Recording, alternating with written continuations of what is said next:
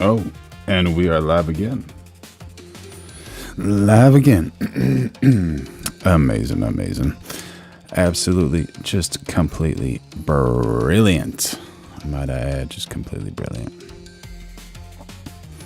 So, yeah, we're back, and hopefully the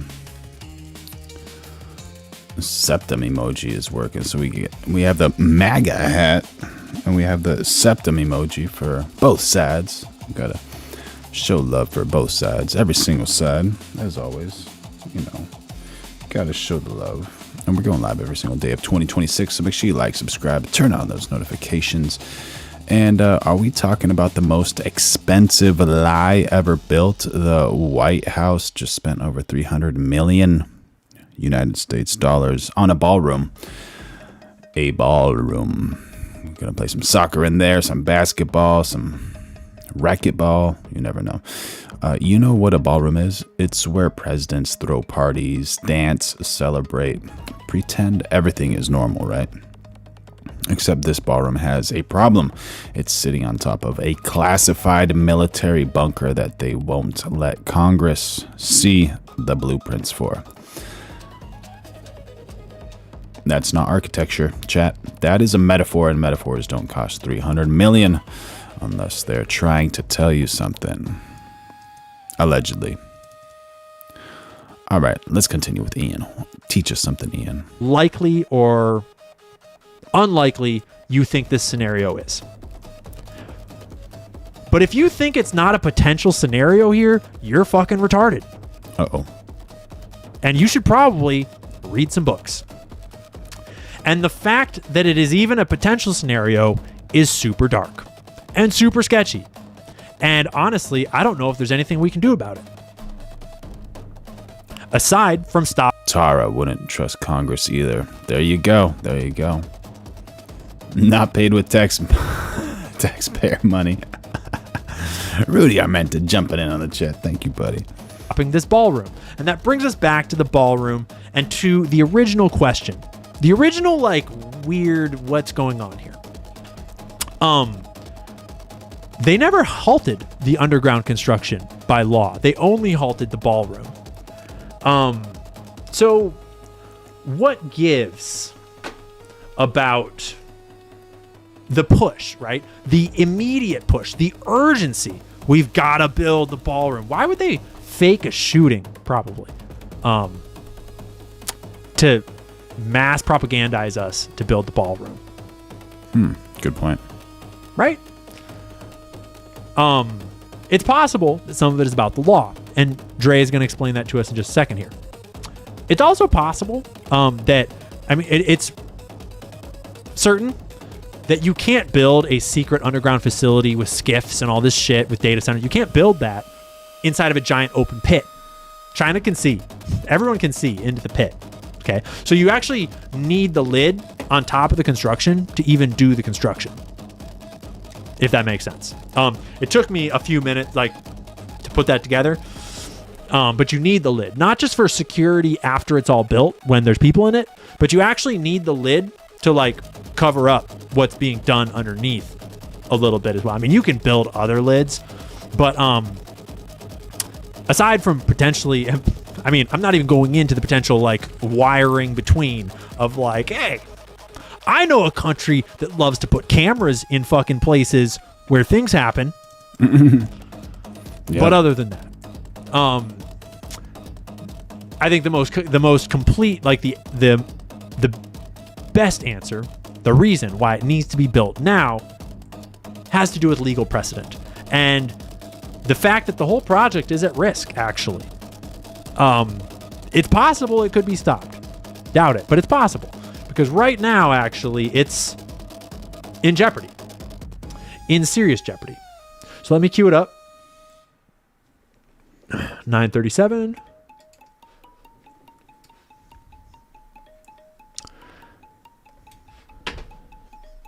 And I think this is going to get us pretty close to putting a bow on the whole situation. Okay, now I want to take a minute and back up and explain what this lawsuit that I keep bringing up actually is. Because if you don't know what it's about, then the rest of this probably won't make any sense. The military is building a big complex under the ballroom, which has come out recently because of a stupid lawsuit that was filed. So, the National Trust for Historic Preservation is a nonprofit that does the preservation of historic American buildings. And when the Trump administration announced I'm actually going to take a quick break real quick, and I'll be right back, but Dre looks summer that they were going to demolish the East Wing of the White House and build a ballroom on top of it, the National Trust sued. But they did not sue to save the East Wing as a historic building. No. They sued because of how the project was being paid for. And that's where this appropriations clause I was talking about comes in, because there's a clause in the United States Constitution. Yeah, it seems like allegedly sometimes the rich have a way to get around paying for certain things. That is called the Appropriations Clause, and it's part of Article 1. And what it says in plain terms is that the president cannot spend public money on whatever he wants. Congress controls the purse. Full stop. Now, if the president wanted to spend public money on a major construction project, Congress would have to vote on it first. That is how it's worked since the beginning, since the founding fathers had put this whole thing together. If we all just would take a minute and read it, that would be great. And Trump did not, in fact, ask Congress to vote on the ballroom. He did instead claim that he was paying for it with private donations from companies and individuals, none of it with taxpayer money involved. And the National Trust basically said that that is not what is actually happening. He argued that public money is, in fact, involved, and that the project is using government property and government infrastructure, and that the president is therefore violating the Appropriations Clause by building it without Congress. And Judge Leon's March 31st injunction agreed with enough of the argument to halt the above-ground construction. He wrote that national security is, quote, not a blank check to proceed with otherwise unlawful activity. And Judge Leon, by the way, was brought in under the Bush administration, so good for you, Judge Leon, good for you. And of course, the administration appealed, and the Federal Appeals Court let the construction continue for the moment, but scheduled a full argument on whether any of this is legal for June 5th, 2026. So that is the lawsuit, a constitutional question about whether the president can spend money this way without Congress. And it's scheduled to be heard on June 5th. And it was that letter from the DOJ on Sunday morning that demanded that it be dropped entirely. And let's take a closer look at that letter, okay? Because the more I look at it, the more one word kind of stands out to me.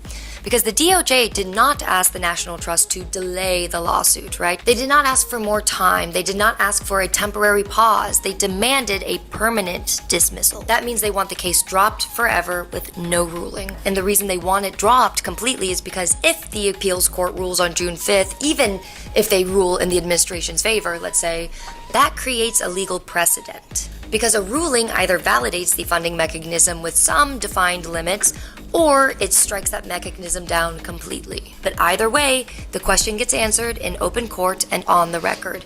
And if there's one thing I know about a lying administration, is they don't want anything on the record. But the dismissal makes the lawsuit go away without any ruling on whether what the administration is doing is legal. And in that way, the constitutional question never gets answered, and the funding mechanism stays untested, and because it stays untested, it remains available for the next project and the one after that, used by this administration, the next, and the future administration of any party. And then this mechanism becomes the template that every future president can use without anyone ever testing whether it's actually constitutional. That is what a dismissal protects, not the construction, but the mechanism behind the construction.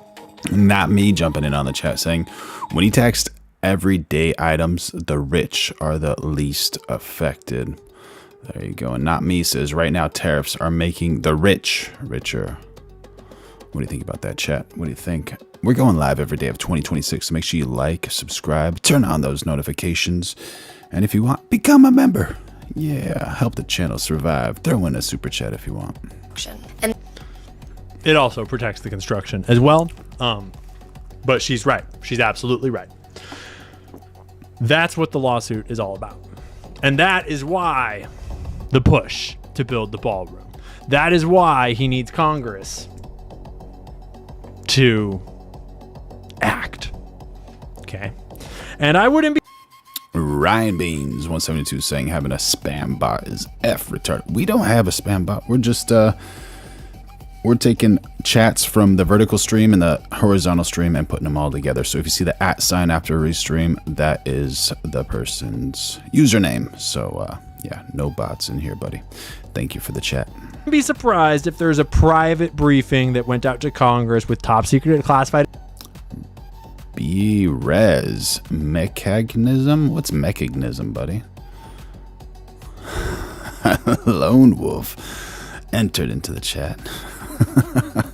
Information about the continuity of government, the security, the safety, how it's going to protect us from future threats, from the alien invasions, from China's AI tech, from their drones. Who fucking knows, right?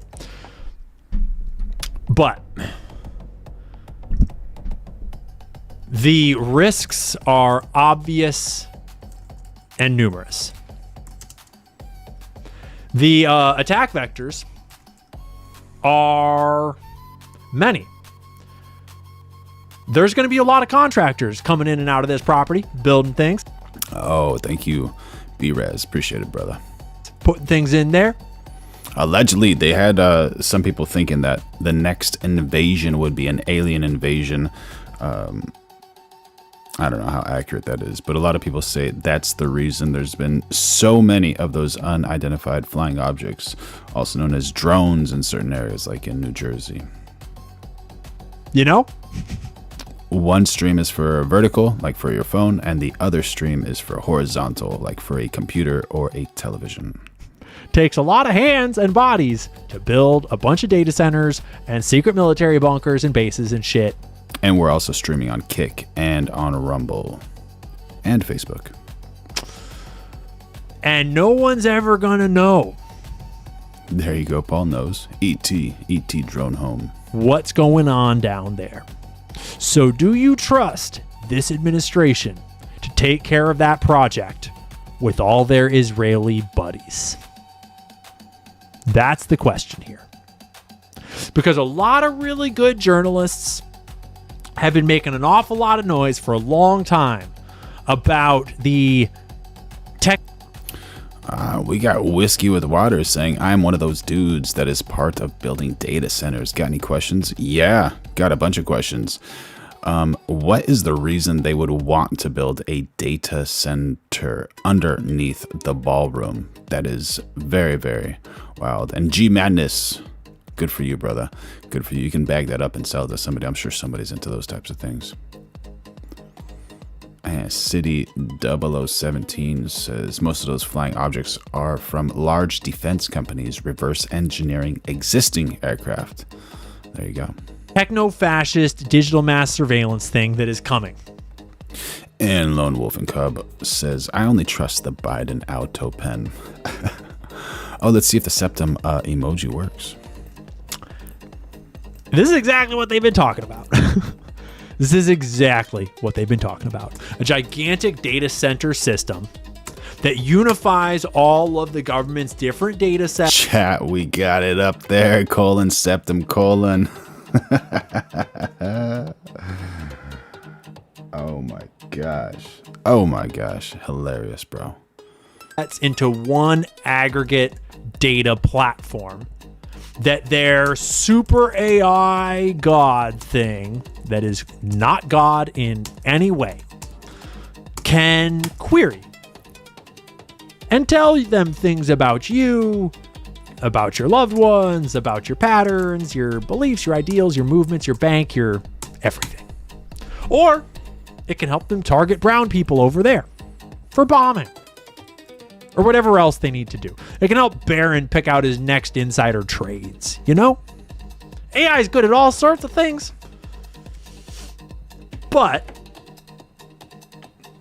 you know, all of that, I can understand that technology must march forward. Okay, I think it's colon _ septum colon.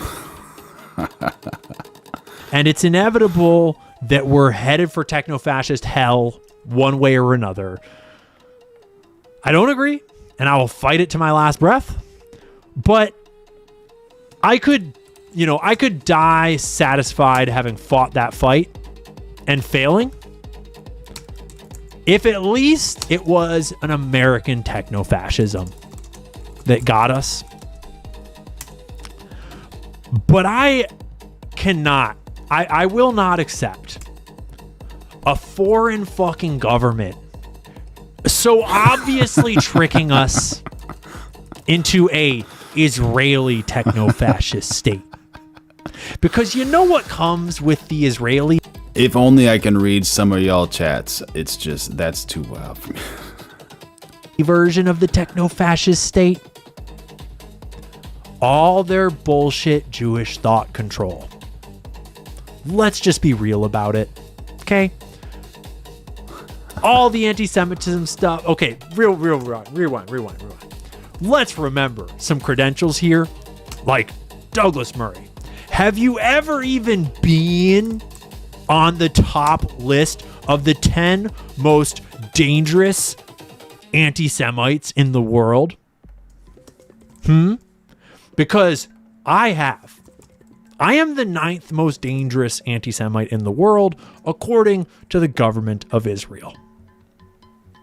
And let's be clear. If you get an Israeli techno-fascist global world order slithering in here to America, your boy is not going to be around anymore. I'm going straight to jail. For freedom of speech, obviously. For speeching. Because I actually do not hate Jewish people. I actually don't give a fuck. I hate people that kill children. I hate people that try to destroy freedom of speech. I hate people that lie incessantly. I hate people that abuse women. Those are the kinds of people that I hate. And so, I don't think I need to tell you. All right, so the emojis don't work in the polls, but that's all right. They work in the chat. About all of the thought crime bullshit that all of the Jewish organizations in America are constantly pushing. The ADL, the anti-Semitism website lady that runs the thing all on her own that's fucking unhinged. That are constantly, they're hosting seminars and conferences and fucking meetings and writing really annoying legal complaints. They're constantly complaining about Americans exercising their free speech, about how we don't really want to fund killing. Callie, Chica, you can just leave and then rejoin, and then it should pop up again. Children and women Or in refresh foreign it. countries. About how we aren't really down with supporting the government of Israel's free health care and their skin banks. Whatever else they're doing over there.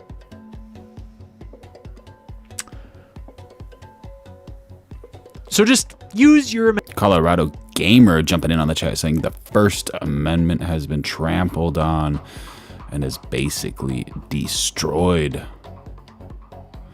And says, and he has a request saying make a video about Trump being a globalist and it's banned. Oh man, there you go. Didn't know that. All right. Good to know. He's defending your YouTube channel. Make sure y'all like, subscribe, turn on those notifications, going live every day of 2026 and become a member. Throw in a super chat if you want. imagination to imagine a future where we have unfortunately slid into a techno-fascist future. And then imagine it's Jewish. And just think about how much fun that'll be. Right?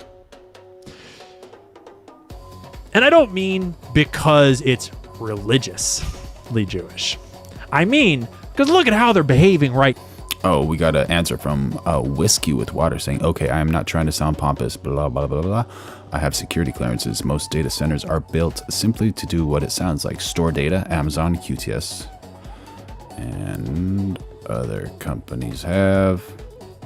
Okay, but what's the reason they would want to build it underneath theirs? That's the question. We got Colorado Gamer saying Jared Kushner and Trump are talking about rebuilding Gaza right now in America's graffiti golden age. Voting for him, for me, is one of the biggest mistakes I ever made. Right now, when they don't have control over you and everything. Look at what they're saying they want to do right now.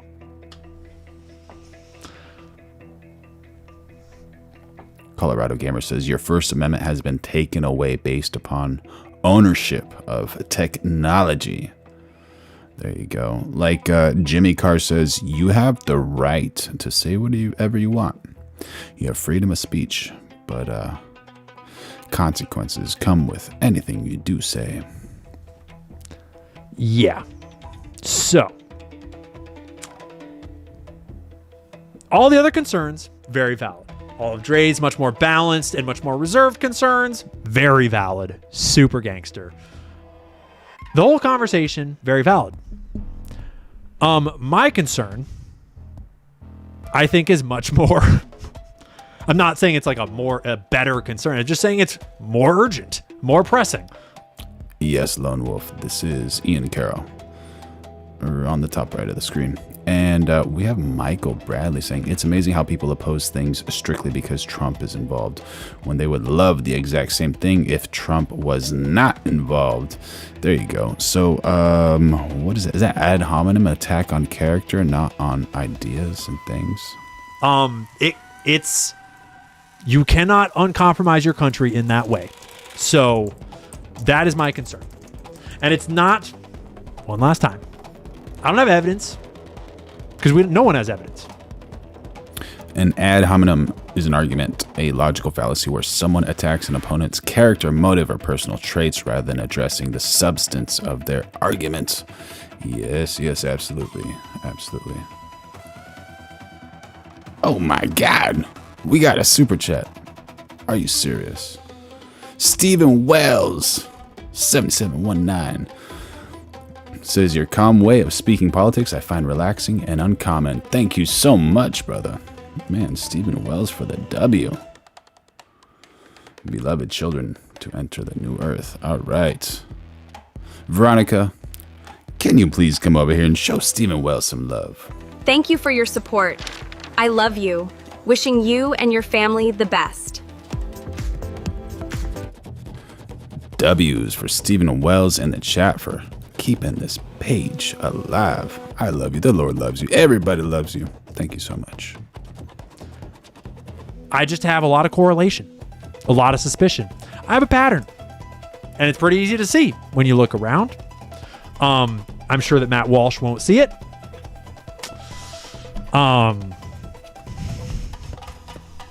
Lord help Matt Walsh. Good luck, Michael Wilbur. Good luck, buddy. Poor man. I didn't mean to make Matt a running joke in this episode. That just kind of evolved. I'm sure he's a wonderful dude to hang out with. Anyways, I think that is good enough for our episode tonight.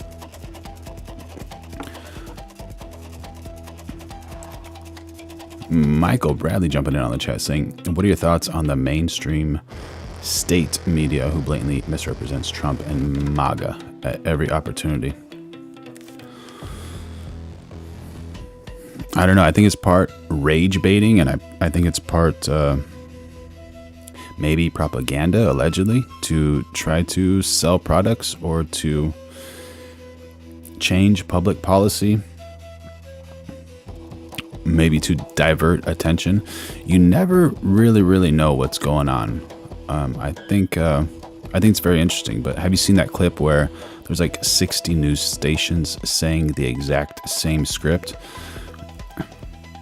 Whenever you see compilations like that, it just kind of lessens the value of the data you're intaking, because they're all reading the same script from different states and different news networks. So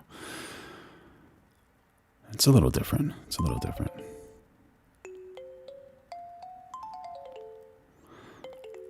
So allegedly, there's a president's sister among those on Gaza flotilla. This is very interesting. Don't know what's going to happen here.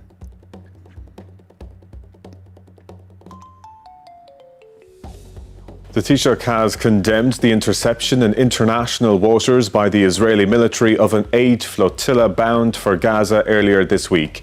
All but 2 of the 175 activists detained by Israeli forces and taken to the Greek island of Crete have now been released. It's understood the 7 Irish people held have also been released. Left Condemnation and outrage following Israel's interception of the global Subpoena flotilla, which had set sail to deliver humanitarian aid. Demonstrators assembled in cities across the Mediterranean, including Athens, Rome, Barcelona and Istanbul. We have got a very, very large military vessel. We got Steve Wells saying there's only a few million Jews in the world. What's with all the hate? Absolutely. There's good people and bad people in every single walk of earth. It's not really good to categorize everybody in the same place and deliver hate because of a last name or a ethnic background or religious background. That's not cool. Why not judge people by the color of their character, if I may borrow from Mr. Martin Luther King Jr. Extremely close to us. 22 boats were seized by Israeli forces in the early hours of Thursday, whilst in international waters, about 1,000 kilometres off Gaza. 175 activists of various nationalities were then taken off the vessels and disembarked on the Greek island of Crete. Israel's foreign ministry says 2 male activists are being brought to Israel for questioning. Welcome Cali Chica 6196 for becoming a member, joining into the inner circle. Thank you so much. I love you. The Lord loves you. Veronica, come say thank you to Cali Chica. Thank you for your support. I love you. Wishing you and your family the best. There you go. Exercise partner. Veronica's brilliant. She loves doing her push-ups. Taoiseach has condemned the interception and says he will be raising the issue at a European level. The international community have to call out Israel for this and hold Israel accountable. Now, there is a noticeable change in people's perspectives and other countries' perspectives who had been traditionally strong supporters of Israel are becoming increasingly annoyed and frustrated, to say the least, in terms of what has transpired. But the Irish team involved with the flotilla say the government needs to do more. We want the Irish government to issue a statement saying that no planes involved in any military activity without a UN mandate should go through our airspace. The flotilla set sail from Barcelona in mid-April with the intention of delivering about a ton of food, medicine and other equipment to the besieged Palestinian territory. Israel has dismissed it as a PR stunt. The UN says more than 2 million people in Gaza are in immediate need of basic necessities, including water. October's ceasefire guaranteed increased aid, but the UN says that severe restrictions on food entry has led to a collapse in food security and widespread malnutrition. But as international media attention has shifted towards Iran, the flotilla's ability to turn some of the focus back to Gaza may supersede their failure to deliver humanitarian aid. David Landy, RTE News. Now, in the early hours of Thursday morning, a flotilla carrying aid to Gaza was intercepted by Israeli forces. Earlier today, all but 2. Yeah, did you not know about Ilhan Omar recognizing World War XI? 2 of the 175 activists detained were released. The global Subpoena flotilla continues, however, with the remaining participants located near the Greek island of Crete. Among them, the sister of President Catherine Connolly, Dr. Margaret Connolly. I spoke with Dr. Connolly earlier and began by asking why she decided to take part in the flotilla. Well, as a mother, a human being, and as a doctor, the catastrophic destruction of Gaza since October 23 has resulted in the near devastation of the enclave, an area 26 miles long by 4 miles wide, 4 to 7. It's a fifth the size of Sligo, and it holds 2.3 million people being held in an open concentration camp.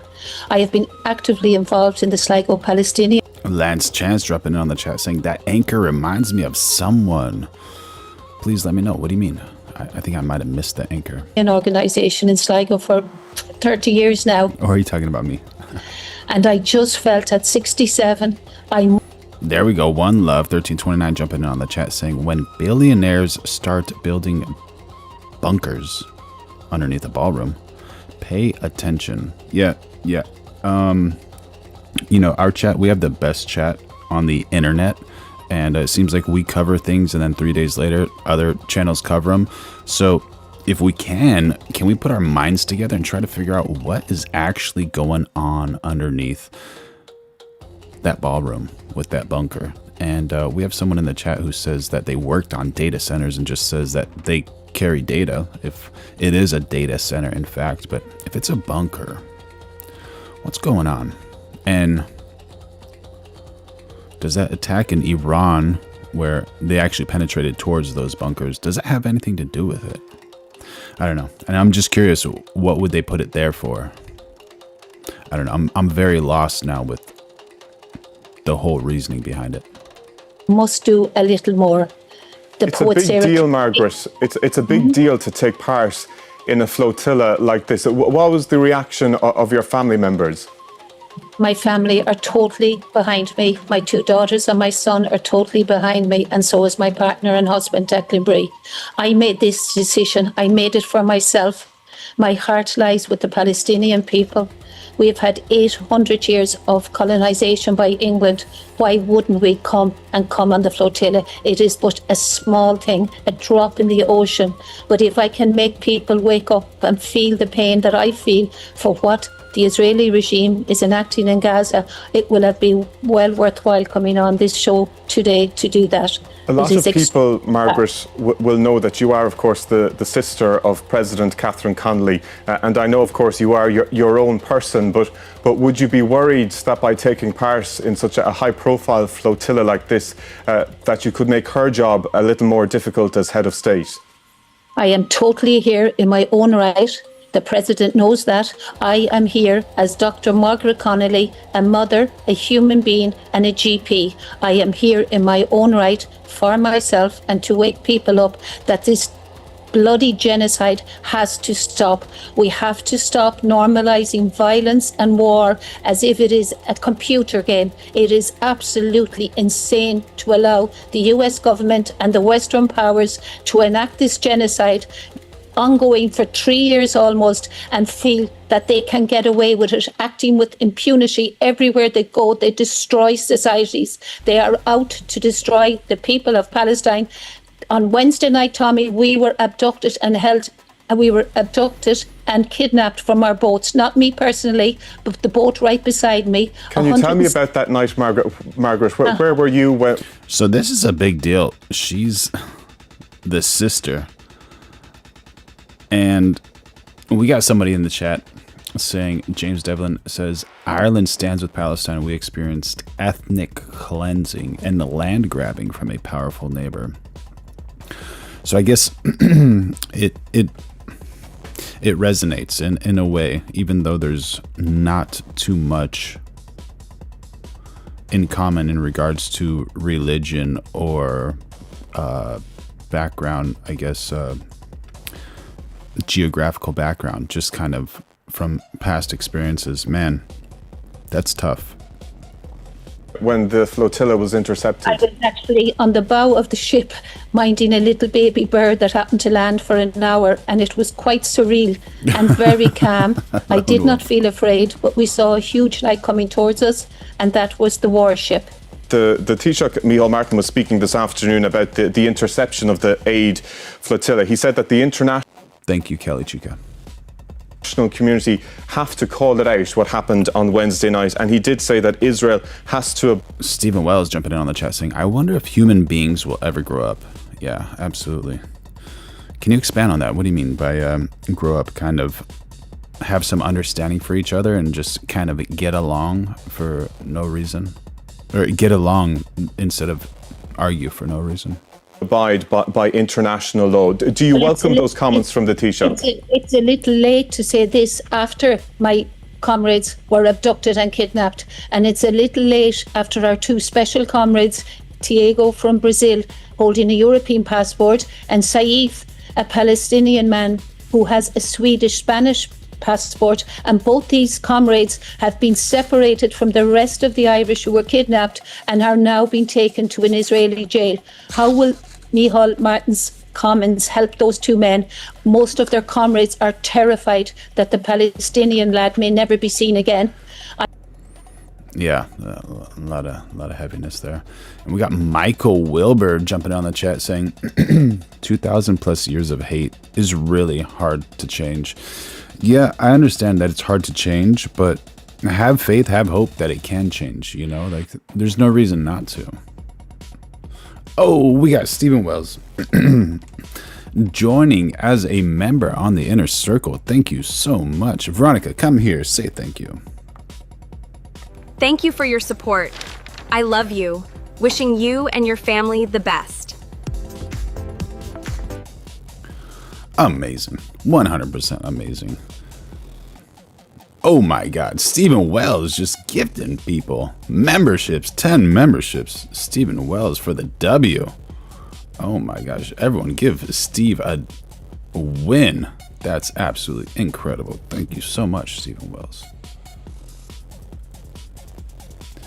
Bless him, his family, his friends, his community, and the good people on earth. That is incredible. Angel on earth, man. There you go. That's incredible. That is incredible. Veronica, come back over here. Thank you for your support. I love you. Wishing you and your family the best. Thank you, Steve. I hope this channel grows too, man. I hope so. We're trying to develop the best community on the internet over here. So thank you so much. Your support means so much to us. We all love you, buddy. We all love you. I know there was a lot of violence on the boat when they tried to separate the two men. And I just want to say, Tommy, if I could, without interruption, our hearts and our thoughts go out to their families tonight, because we're all very, very distressed at the scenes we have seen and at the thought of those two men being separated from the comrades. Can I ask you, what is the plan over the coming days? Do you think that you will manage to reach Gaza? The plan now is to just ride out this storm that's occurring. That's why we're in this bay, and we'll take it from there. But spirits are high, and we want to sail peacefully to Gaza because it is our right to travel these waters. America and Israel do not own this world. That is the message. They do not own it. The people of the world own this world, and we all civilians across the planet need to stand up to the might, greed and avarice of these colonial powers who only want to destroy everything in their path. Dr. Margaret Connolly, thanks indeed for taking the time to speak to us on 6. Dr. Margaret Connolly, very much being such a rebel, going out of her way to try to make a statement. Hopefully she's safe, man. That's a wild one that she's on right now. That's a very, very wild one. Oh man. But if we can find world peace, that would be absolutely incredible. With all of this heavy stuff, you know, I figure like we just need a little bit of a laugh and also some history. And since we're talking about Israel in this moment, why not look at a very, very funny Israeli comedian? Sacha Baron Cohen was basically a fugitive. He was chased around. Thank you for your support. I love there you you. go. Talking to Steve Wells again. So Sacha Baron Cohen was a fugitive while he was making art. And we'll see the reason. Like the entire time they were filming this. They were actively being investigated by the FBI. This was not long after 9/11. And yeah, God bless Dr. Connolly. So this like Arabic looking man is driving across the country in an ice cream truck with a bear. The FBI actually opened a file and the Secret Service got involved investigating Borat. They were sued, not surprisingly, for over $70 million collected. Sacha, $70 million for making a movie. That is so wild, right? Yeah, Stephen Wells says, I don't remember this amount of crazy before COVID. Maybe it's just me. Yeah, I think you're right. I think that really changed the world so much, so much.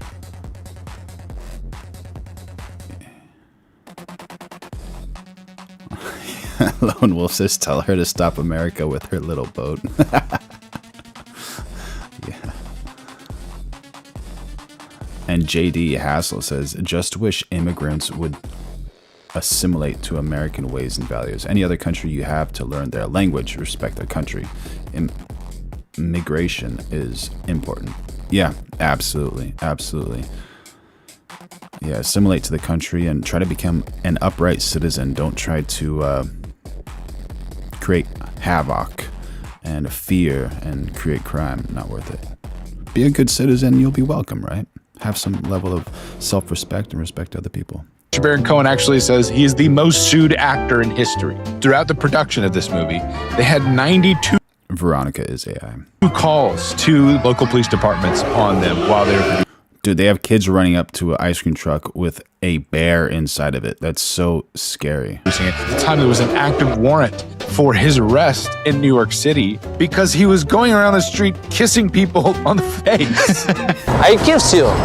Which I'm pretty sure that's assault. So yeah, he got in all kinds of legal trouble, obviously, throughout this. And so one of the reasons that I also bring this up. Thank you for your support. Okay, I love you. Let's see. Is it going to do that every time I switch? No. Thank you for your support. Okay.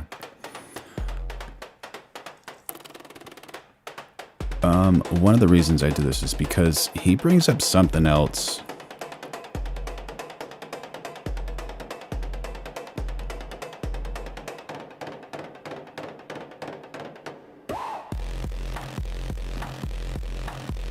Which is a little interesting. Like I don't know if he's playing on the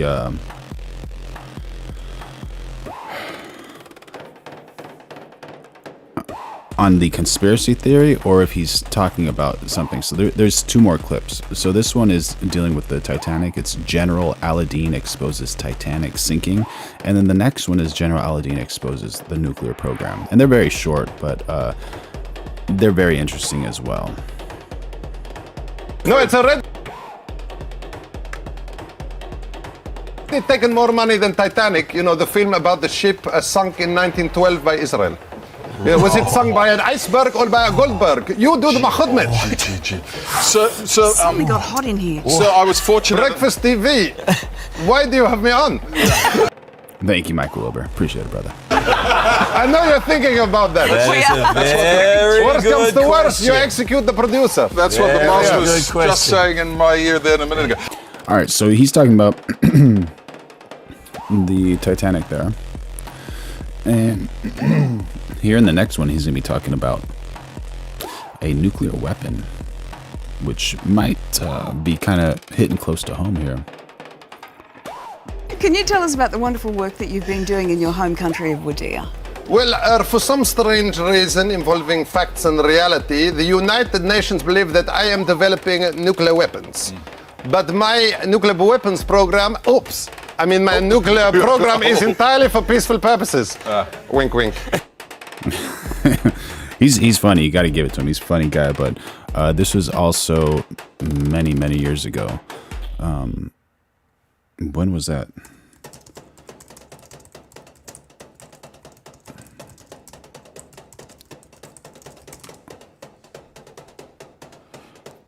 ...2012 release. So... yeah, I don't know. I don't know. Chat, what do you think about this? Sasha is crazy and funny at the same time. Yeah, he is a funny guy. He's definitely the guy who's like, oh, where's the line? I'll cross it. I'll definitely cross it for you. Yeah, he's a funny guy. Absolutely special.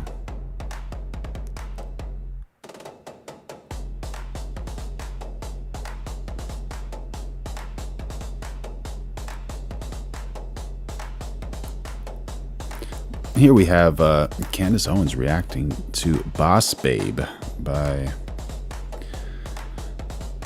Mrs. Erika Kirk. Is she still Mrs. Erika Kirk if she's a widow? I don't know. Let me look that up. I was fully bought into the Boss Babe. I mean, I lived in Manhattan. Charlie essentially plucked me out of the New York City orbit and was like, no, I have a healthier way of viewing things and looking at life and things like that. And he was right. He was right. And I remember thinking, if I would have stayed on that path I was on, I would have lost out on some of the most beautiful moments of my life. Children, having a husband, being able to create and build something so incredible. And again, yes, balance is an illusion. I bring my children to the office. I have them with me constantly. We have a phenomenal team. It doesn't just fall on my shoulders. Charlie was very good about creating and intentionally building a machine where Candace Owens, just if you're looking at her face, can you see her face? She's just she's taking it all in, but she's definitely like challenging every single statement. Like if Erika Kirk tried to have that conversation in front of Candace Owens, like in this state, it would be hilarious. it turns from founder-led to vision-led, and he shared everything with me. I knew his goals. I knew what his vision was for things. So this is not out of my orbit. This is not uncomfortable for me. She's telling her to wrap it up. She's like, yeah, wrap it up. Oh, man. Candace Owens. Stephen Wells is saying, Candace has gone off the deep end for sure. I really thought she was going to be something great. So sad. So sad. So much potential. Candace.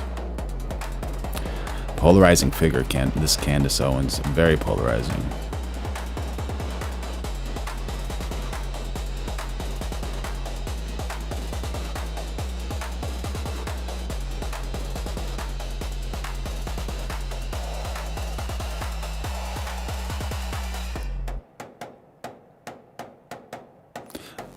One Love is here, or one Love was here. Don hates Trumbo. Thanks for leaving, Charlie. What do you mean by that? We have Erika Kirk blasting journalists for abhorrent behavior during White House Correspondents' Dinner shooting.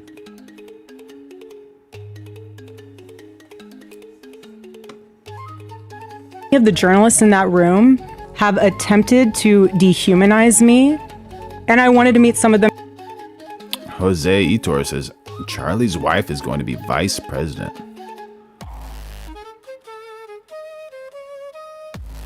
Face to face, quite frankly. Why have a conversation about me when you can have a conversation with me?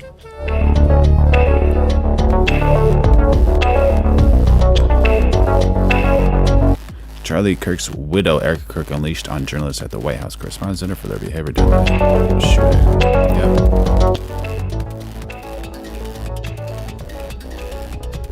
Yep. Erika Kirk, who became CEO of Turning Point USA after her husband's assassination last year, was in attendance at the WHCD, and a video went viral of her crying while leaving the venue. Traumatizing, right?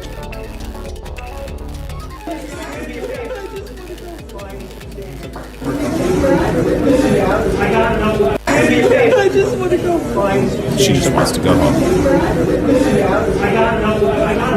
Sconzilla says Charlie Kirk was Tra NS. Are you sure, buddy? Are you sure?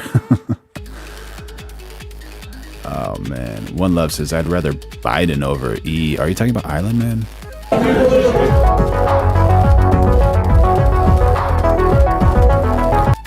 Kirk went on the set of her late husband's show, The Charlie Kirk Show, where she slammed the media and the political left while recounting her experience at the dinner.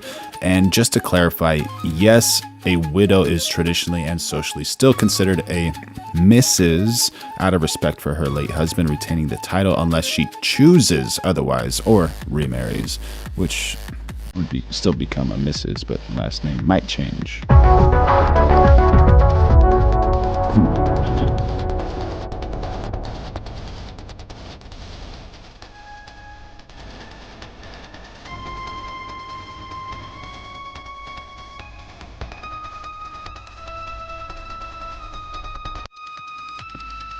Kirk continued to blast the journalists, taking videos in the room of the shooting while not knowing how dangerous the situation could have been. Wild.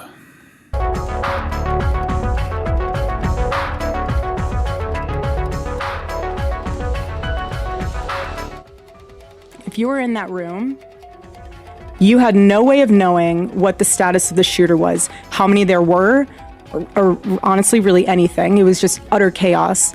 And so during an active shooting, these journalists are using their phones to find moments to capture for clips. They were so concerned about getting a video in a room with an active shooter that they could have accidentally and quite literally filmed themselves being shot. Many of those people have become so desensitized that fight or flight became secondary to the opportunity of putting themselves into the story, which ironically breaks the #1 rule of journalism.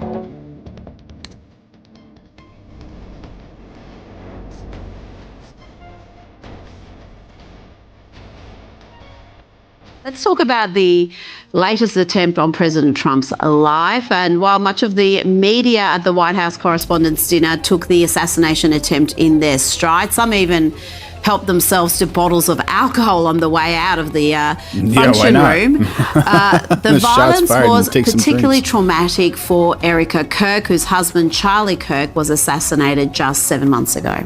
I just want to go find you. Alex, you've got to feel for that poor woman. It seems like she hasn't even really had time to grieve for Charlie. And to be in that room, it must have been really traumatizing.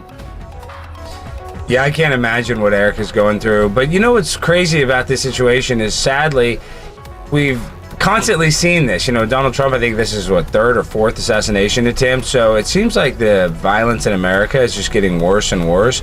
And I know a lot of people think the solution is taking away the Second Amendment, but I don't think that that's the solution whatsoever. I think we need to have more people with guns, but this is just a sad indication of where we're heading as a country, and there's going to be... Jose Itor says Kirk was telling the truth about everything, but people did not like him. Absolutely, absolutely. Yeah, and Stephen Wells says, let's get the likes up, folks. Yeah, please like, subscribe, turn on those notifications. We're going live every single day of 2026. Become a member. Throw in a super chat if you want. I love you. The Lord loves you. And we're developing the best community on the internet over here, trying to get you the best news and the best entertainment ever. Trying to make your life better. More violence like this. And I just think it's going to get more rampant. And I wish that wasn't the case, but that's truly how I feel right here in America right now. And something that has been really mainstreamed amongst the left, particularly on social media sites and... Yeah, Jason just jumping in on the chat saying Charlie was extinguished for making sense. Unfortunately, man, he was such an angel on earth. So smart, so smart. Yeah, Donna Haight, try to say some nice things. We don't want to make any threats over here, and that's an easy way to get yourself put on a timeout or, you know, taken away from this channel. So yeah, we know that Charlie Kirk was a college dropout, but he's also a very, very smart and kind soul. Chat forums is this notion that this was a false flag. It was a staged event. I mean, to think that in this circumstance, you would have to be a certified idiot. This guy has a long history of being a leftist activist, being a Democrat. Good point. User TT jumping in on the chat saying, what did Charlie say that was hateful? Can anyone answer that question rather than giving ad hominem arguments? His social media footprint is enormous. And do they really think he's going to sacrifice? Just to clarify for y'all, an ad hominem argument is a logical fallacy where someone attacks an opponent's character, motive, or personal traits rather than addressing the substance of their argument. His life is probably never going to see the outside of a jail cell to help. You said... that's not accurate. That's not accurate. I'll give you an example actually right here.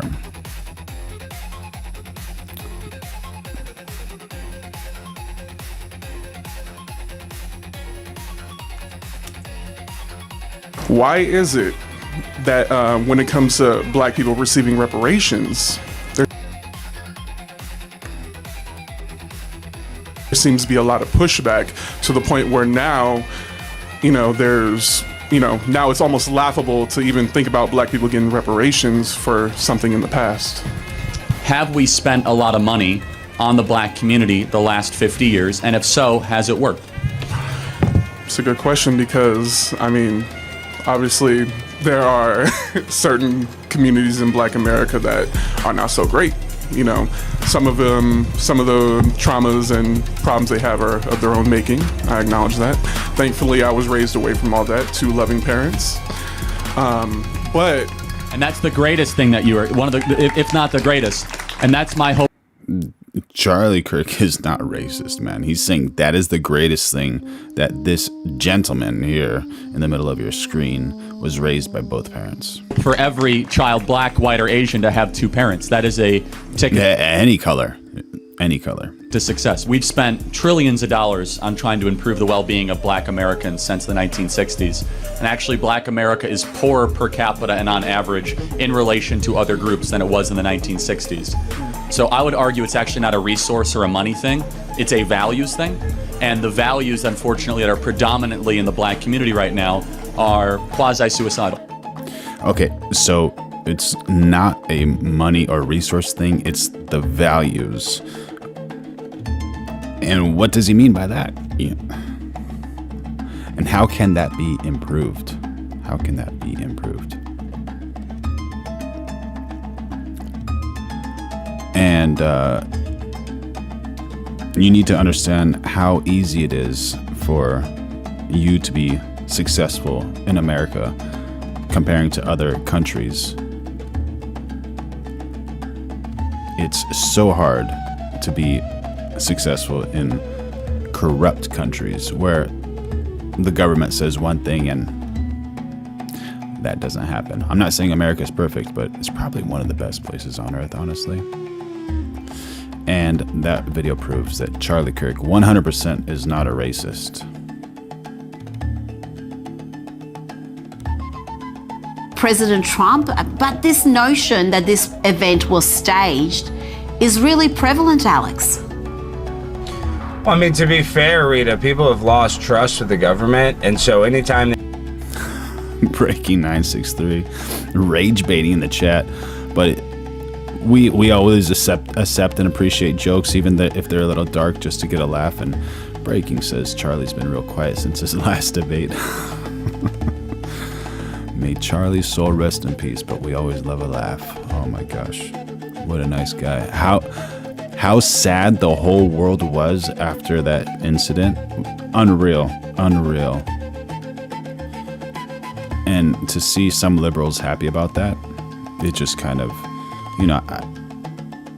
I try to be a centrist, but it just moved me away from the liberals that were like happy that a soul is taken away much too early from this earth. It doesn't make sense, honestly. When he's fighting for you, he's fighting for humanity.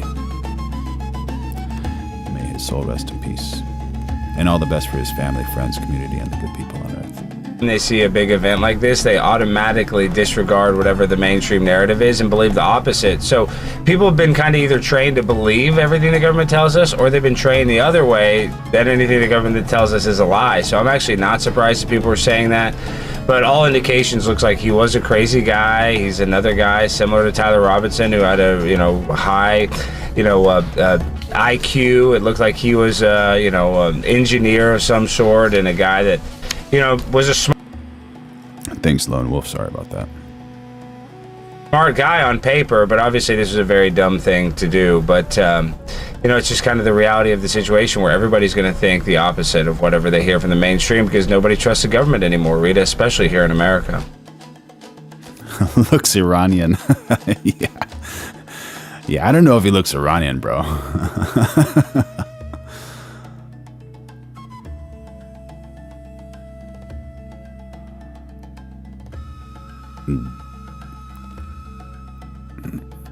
Dem Rep asks Hexeth about military flyover of Kid Rock.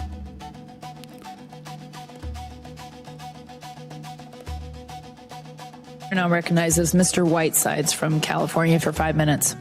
Thank you, Chairwoman. Secretary Hexeth, General Kane, Mr. Hurst, thank you for testifying today. and for your service to the nation. Over the past few weeks, military and civilian leaders of many of the DoD components have testified about their FY27 posture. We appreciate their professionalism and their service to the country and the time that they've spent to testify before us. I want to start with Mr. Hurst. Mr. Hurst, you testified at the beginning of this that you said that the estimated cost of the war is about $25 billion. In March, you stated that the first week of the war cost $11 billion. So is it right to say that the following 7 weeks have cost about $14 billion total, or $2 billion per week? Yeah, the most intense phase of the conflict was obviously the beginning. That's when most munitions were used. Okay. And that's the base expense from the war. Right. So that you also said just now that the $25 billion includes the cost of the munitions deployed. Is that right? This question is for the CFO, sir. Yeah. That's correct. Okay, so I guess I'm confused then. It makes sense that if that's the cost, then the cost to refill those stocks would be no more than $25 billion. Am I right about that? When we estimate cost of the conflict, we're using current replacement cost for these.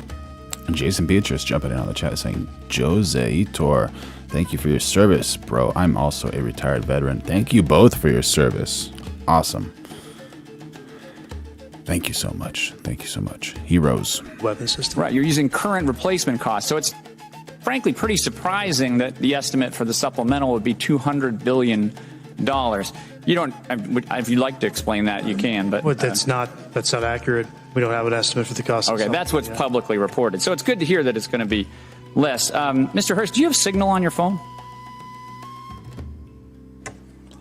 I'm sorry, why is this relevant? Do you have Signal on your phone? What does this have to do with the budget? I'm going to take that as a yes. Mr. Kane, General Kane, do you have Signal on your phone? As a yes. I do, sir, yes. Okay, so I want to talk about Signal. Last year, the Secretary and other administration officials discussed sensitive and almost certainly classified information about a strike in Yemen using the unclassified Signal app. Mr. Hurst, what's the current policy for Signal on official DoD devices? I'm the comptroller. I don't do CIO work. So therefore, it is allowed? Is that your statement, that it is now allowed to have Signal on your device? Mr. Whiteside, my statement is I run the budget for DOD. Yeah. Okay, well, he's got it on his phone, so therefore it must be permitted. I got to go back and look if it's on my official phone. I was talking about my personal phone. I'm not exactly sure. I'll go back and look, though. Okay. Last month, FBI Director Kash Patel made a public announcement that Russian hackers are targeting Signal app users in the government, specifically stated that they were targeting individuals of high intelligence value, including current and former U.S. government officials.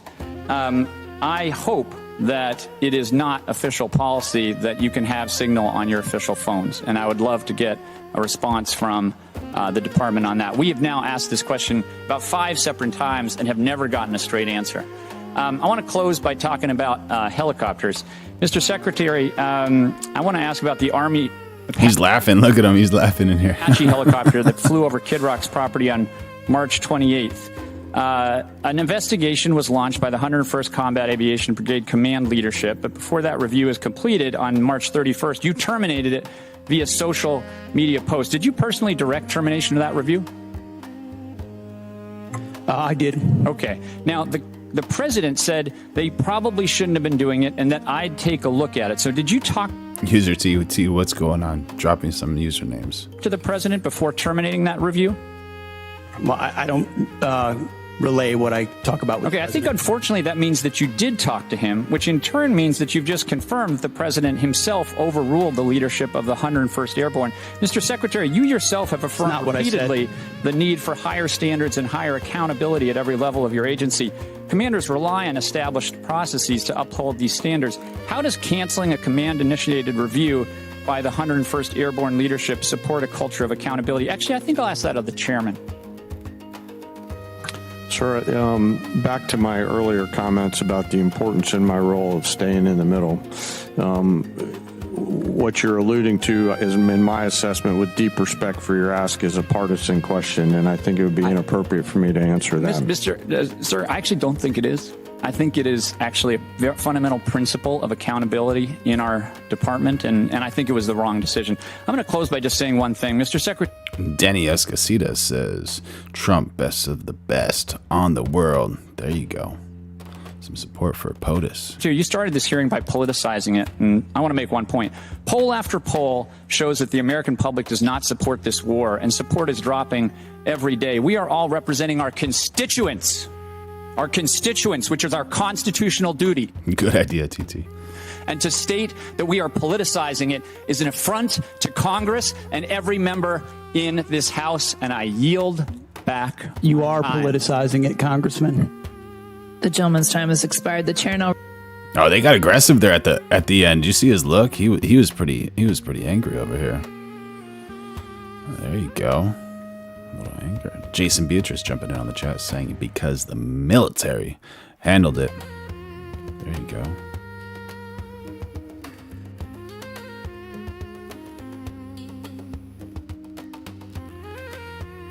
And I showed you guys the time machine tweet, and if you guys request it again, I could show it to you again. But Erika Kirk has a rehearsed performance. Read in her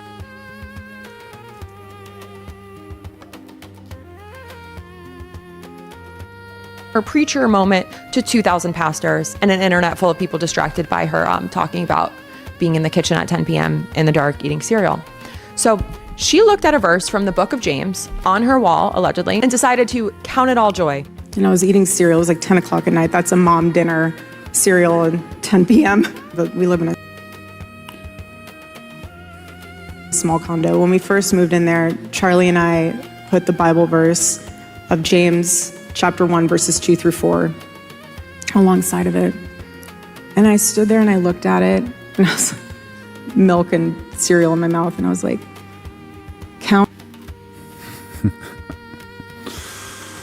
Oh my gosh. Count it all joy. Count it all joy. Being persecuted and lied about, count it all joy.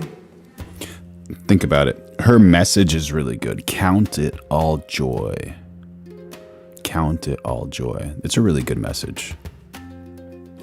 You're being slandered. Count it all joy. She's done this bit before, by the way. We saw her do this bit in Arkansas with Sarah Huckabee Sanders. And it was supposed to be like this little heartwarming story. But for anyone watching, we were like, ooh, this feels like a goated confession delivery right in front of us. Yeah. Step down into the plunge. Absolutely. Sit down, please. And so here's another one. This is Gina Carano. She's fighting Ronda Rousey coming up. And if you're ever like feeling like, oh my gosh, I can't do something, just imagine. No, she's definitely not Charlie, bro. She is definitely not Charlie. Just imagine sitting in an ice bath. It's so difficult, especially after exercise. And here she is. Please. Arms in and down. Look at me, look at me. Scoot down. Come down into it. It's only hard for me. It's only hard for me. Yeah, right. It's hard forever, dude. I need you to get your... All right, are you ready for the next step? Look at me. What's the next step? Raise your arms. No. And I want you to spread your legs. No. I know, we need all... Jason Beatrice saying, it's not going to be a good fight. I'm not looking forward to it. Oh, I thought you said you are looking forward to it. Yeah, Stephen Wells says Ronda had her time. Ronda's speech was actually pretty entertaining. She's getting much better at public speaking. Kudos to her. And I hope her boxing's getting better, because I think her boxing coach kind of ruined her career. User TT says Gina would poke my eyes out, if you know what I mean. That's a foul. She shouldn't foul you. There you go. Eva says haters will hate and God is for Erika. He will protect the widows. Yeah, you gotta protect the widows. Hey, what do you guys think, chat? Ronda or Gina? Maybe we should have a little poll going, but... Cold spots. And you're good, you're good. Just moving. I don't think that was an accident. Okay. Good. Okay, now look at me. All right, you're already 40 seconds in. I need you to lift your head up, sink down a little bit into it. We need the whole body. Cold shock. You're doing good. Good. Okay. You're doing really good. And so now? Yeah, we got 2 for Gina. There you go. I honestly have to disagree with you guys. I think Ronda's going to take it, but I like and I respect both of them, but just like directly skill wise. But you never know if you don't know. You just don't know. And I don't know the fitness levels of either one of them.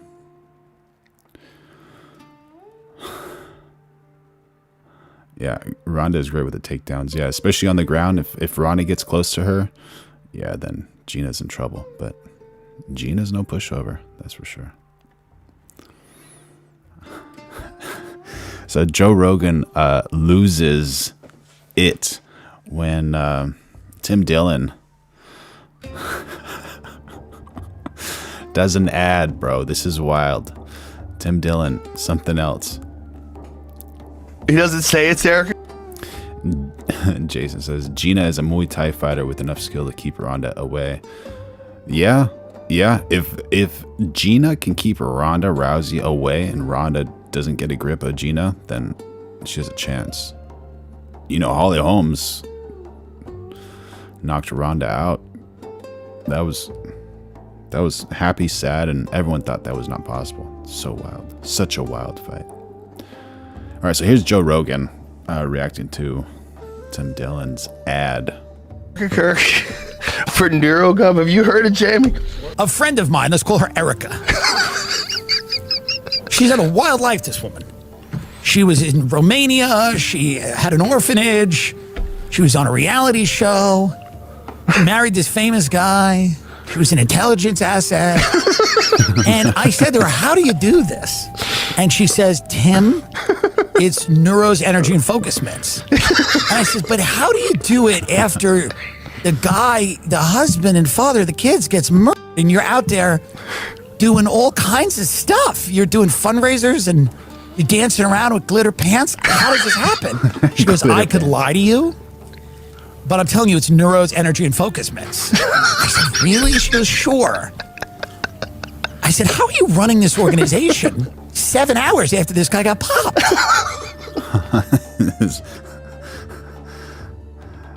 Yeah, some people just do not care at all. And this is Tim Dillon, which is a very funny guy. On the bottom left, this is Joe Rogan, as you all know, one of the goats of podcasting. Huge inspiration, absolutely. Do we have something new from POTUS? What's going on over here? Do this, and then we're gonna. Is it new? Is it new? Let's see.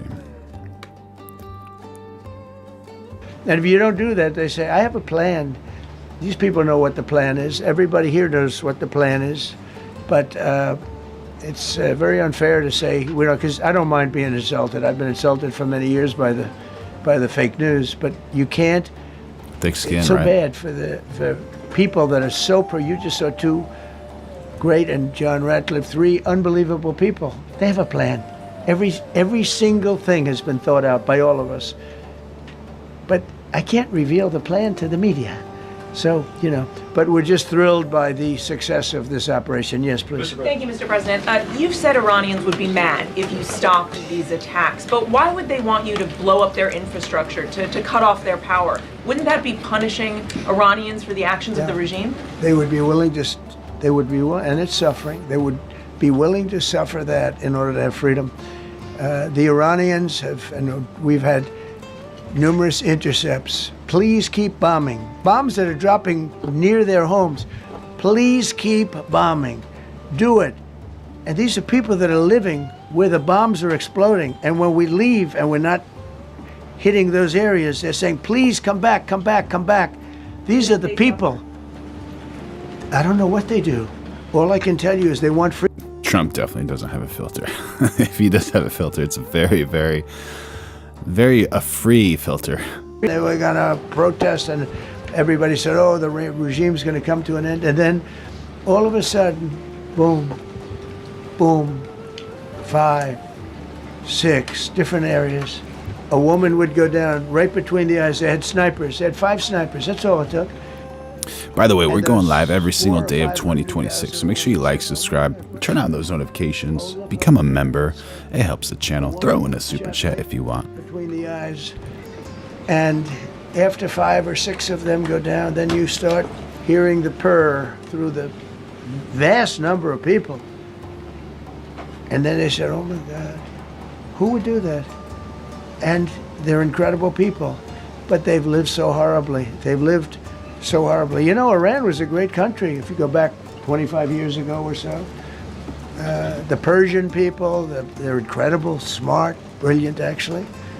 And I know so many. I know coming from New York, originally I know so many Jason people. Beatrice says, the people at the retirement home I volunteer at say they only watch Fox because it's less fake than CNN. Thank you for your service, Jason, and also good man working at the retirement home. Very nice of you. Everybody was saying, oh, this is the end of the country. And then snipers selectively picked. Every single one was shot right between the eyes from a long distance. They were on top of buildings. Nobody even knew where they were, where they're coming from. This wasn't like a machine gun, which is also very bad. They've done that too. They did that recently. Absolutely. This was snipers sitting on the top of buildings, aiming and hitting women. And when they see people go down, and all of a sudden there's a riot in the reverse direction, and they never came out again. And a lot of the news doesn't talk about that. They talk about, women's rights. You want to see women's rights? You're not going to see it there. Steve Wells, 7719. W in the chat with a $20 UST super chat saying, I hope YouTube will push your content. Thank you so much. Veronica, come here. Say thank you to Mr. Stephen Wells. Thank you for your support. I love you. Wishing you and your family the best. Stephen Wells, what a man, what a man. Incredible, incredible. W's in the chat for Mr. Stephen Wells. Thank you so much, buddy.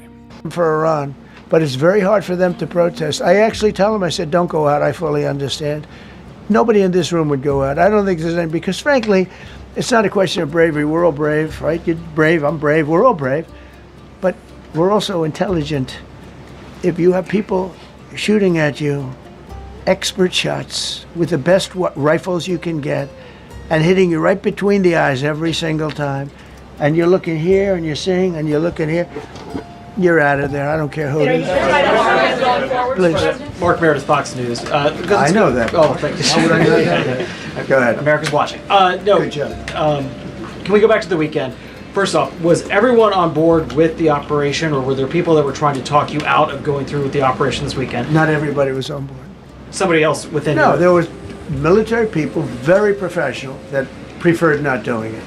These two absolutely were totally on board, which was very important. They weren't, it would have had a little difficulty. But no, there were military people that said you just don't do this. You don't go into the heart of a very powerful military. You know, this is, hey, you have countries and countries. You have some countries where military is not their strong suit. This whole thing is militarized like nobody's ever seen before. Half the people are wearing uniforms.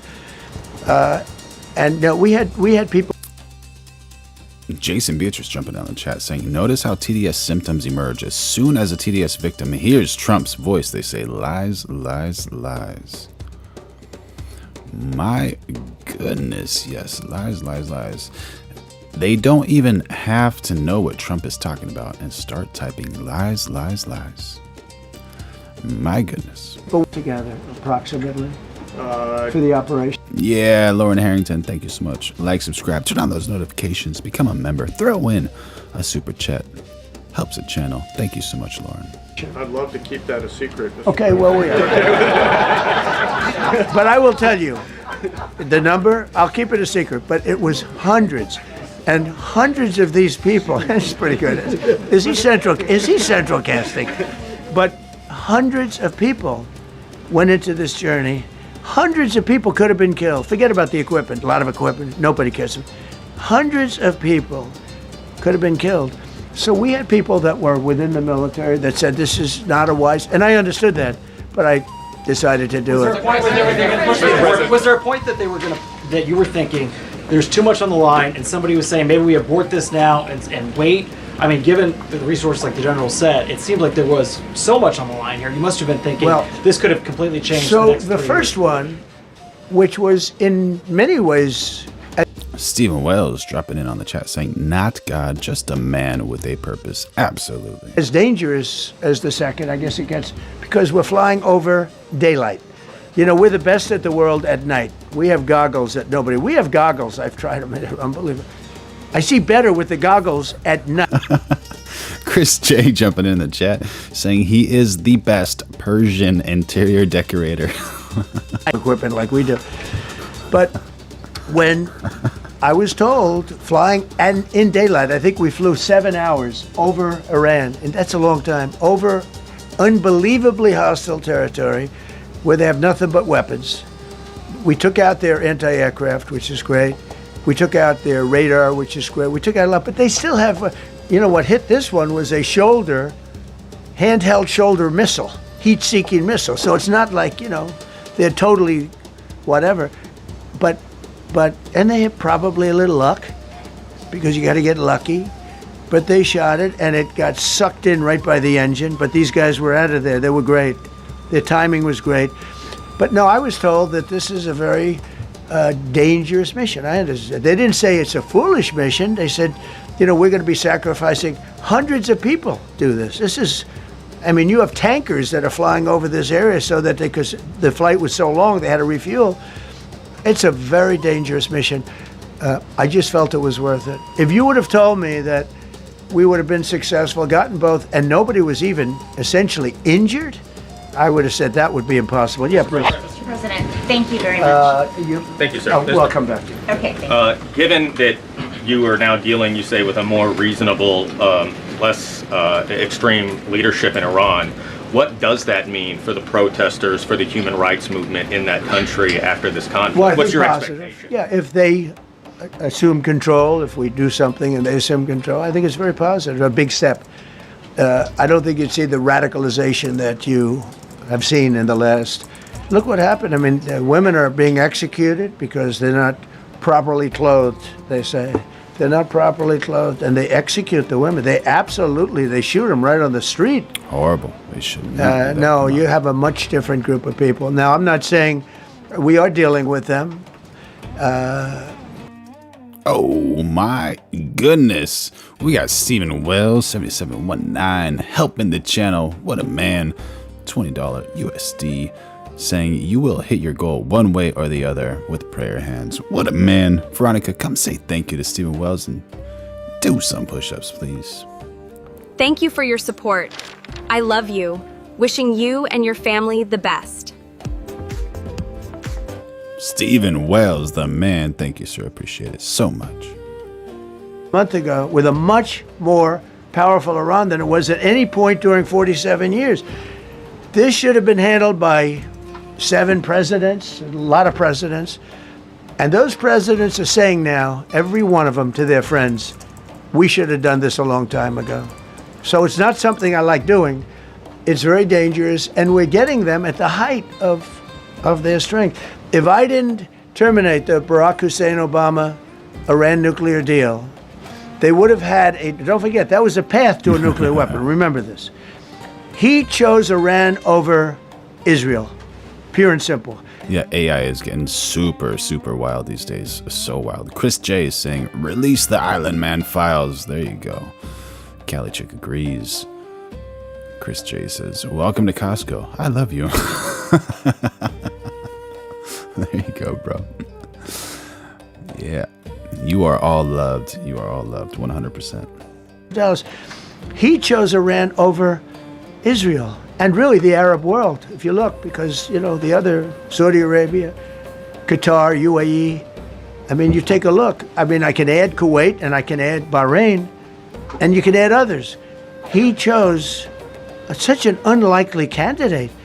Nobody could believe it. Frankly, if you're going to choose between Iraq and Iran, he should have befriended Iraq. He went in the exact opposite direction of all thinking, and he made a terrible mistake.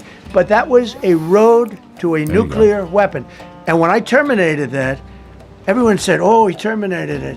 It was one of the best things we ever did because he had a road to a nuclear weapon. And it was a very short-term deal. You know, countries don't do 10-year deals. Countries do hundreds of years. You don't do a 10-year deal. For a country, this isn't you're a landlord and you're renting a store on a certain street, and you give somebody a 5-year or 10-year lease. This is a country. It was a short-term deal. It was ready to expire. I terminated it before it expired. Took a lot of heat, and it was one of the best things I ever did, because he would have had a nuclear weapon. Then he would have had another nuclear weapon, had those beautiful B-2 bombers not gone in 8 months ago, and obliterated that site. And by the way, the word is obliteration. CNN said, well, maybe it wasn't complete. It was so complete that they still haven't been able to get it. It was obliteration. But if we didn't hit them, that was a courageous decision too, because we had all those planes flying in at night with very little cover, unbelievable stealth planes, and they were able to do their job. If we didn't do that, Iran would have had a nuclear weapon at a high level, either one of those two instances. And if they did, in my opinion, I told this to Bibi Netanyahu yesterday, Israel would have been extinguished. Large portions of the Middle East would have been extinguished, whether it's Saudi Arabia, Qatar, UAE, or others. And you saw that with thousands of missiles raining down upon them. They didn't think they were going to be hit. They thought they'd be watching us fight. And all of a sudden, UAE got hit by 1,500 missiles. My goodness. He would have taken them out also. And they were powerful. If I didn't come along and terminate the Obama deal, which was terrible, the Iran nuclear deal was a road to a nuclear weapon, a big one, unlimited, legally. All right, y'all. So we have the results for the poll here. And here they are. Thank you for your support. That's I love for Stephen you. Wells. Everybody loves you, buddy. We have MAGA 64%. Okay, maybe this is not the correct one. Thank you. Where did you go? Thank you for your support. Okay. Yeah, so we have a 64% for MAGA and 36% for Lib City out of a complete 182 total votes. So this is a great one right here, just to let y'all know how people are feeling these days. Always good to know that, right? Thank you for your. Please. Thank you so much for taking my question, Mr. President. Oh, Mr. Stephen Wells dropping another 20.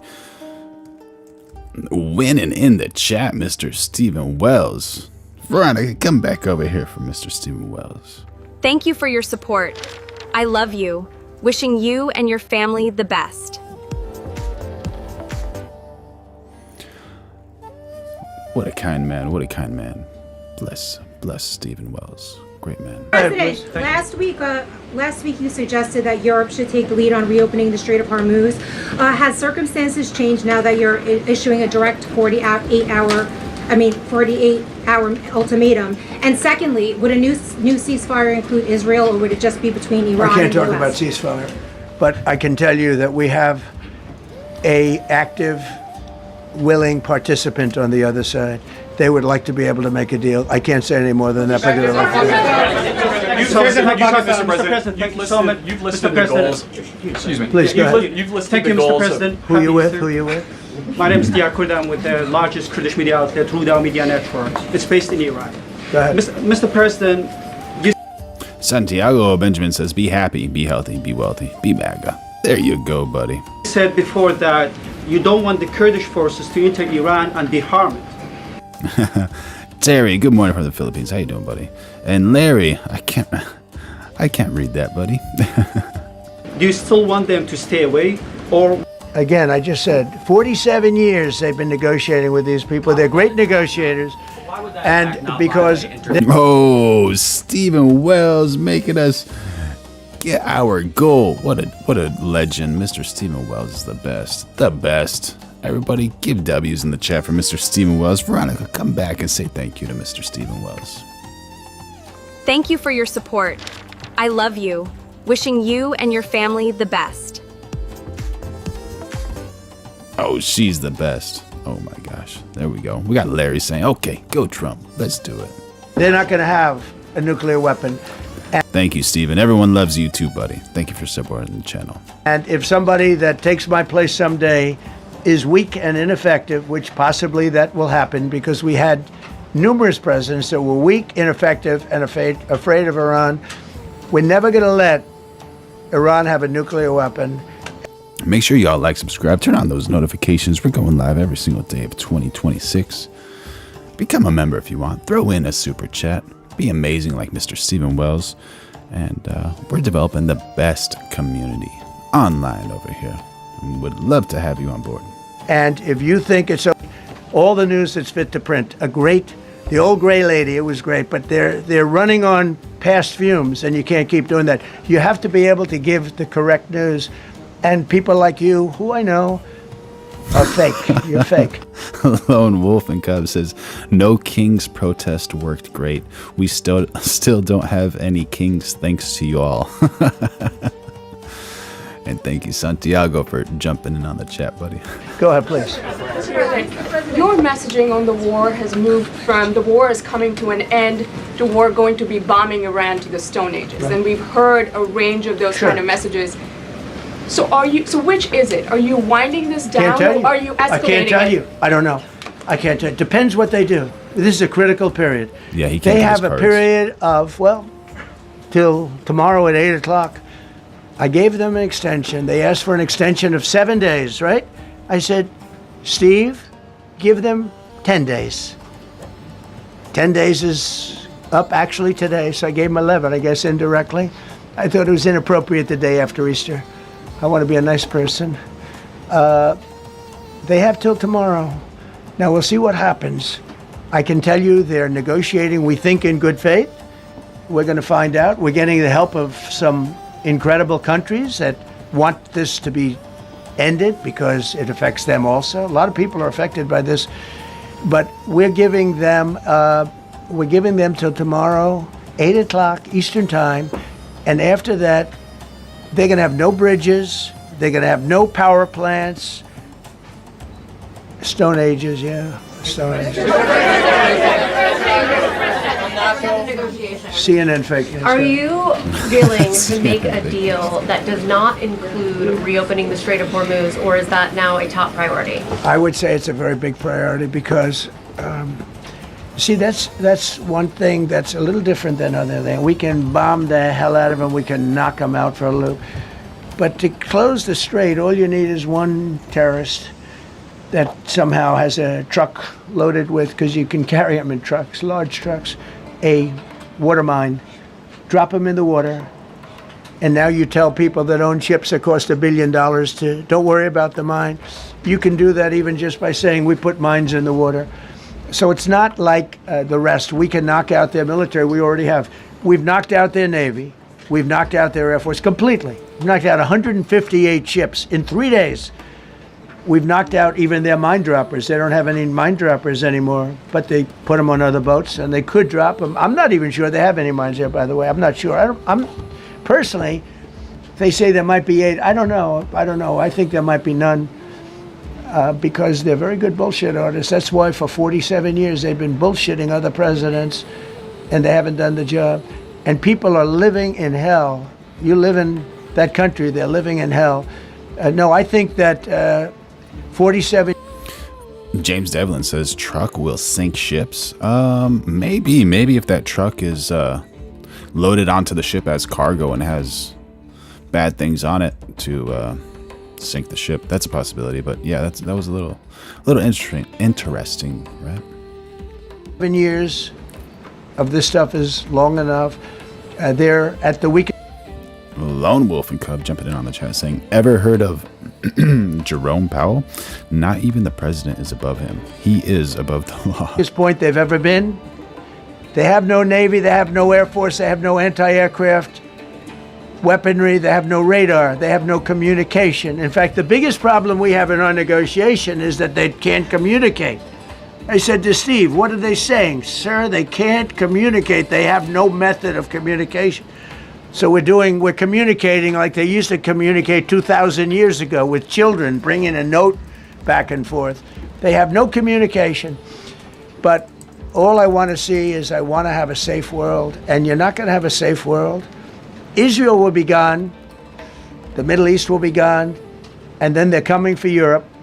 And I have to tell you, I'm very disappointed in NATO, very. I think that NATO, I think it's a mark on NATO that will never disappear in my mind. You know, they're coming to see me on Wednesday, they're going to say, oh, we'll do this, we'll do that.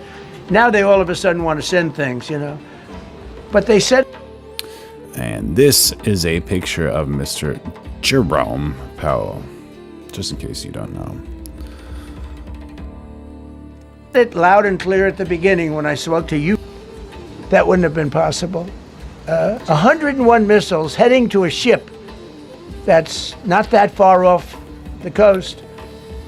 And out of the 101 missiles, we shot down all 101. We have weaponry. The Patriots are unbelievable. We have weaponry. There we go. Yeah, absolutely. Absolutely. And just to shake it up a little bit, let's see what General Aladdin says in roast. Actually, let's see how you can look super cool. This is kind of important. How you doing, Nicole? Good to see you. We got Debuno. How you doing, buddy? Saying the Diddycrats hate America, but they won't leave. If you type colon, what was it? We got the nose ring. Septum, colon, you will find a nose ring. This is on Sal, cool. Sometimes we need to laugh, right? Thank you for your support. That's for Mr. I love you. Wishing you and your family the best. Mr. Steve, as you know, man of the day. So this is Sal, just like looking and feeling cool, because every single one of you are really cool. Check this out. Super cool. Oh, yeah.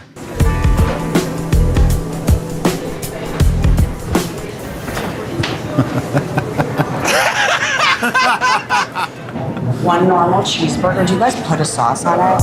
Yeah, we can do any sauce you like. That's the whole point. What kind of cheese would you like, miss? Cheddar. Yeah, that's right. All right, well, I see you've got that whole swag thing going on.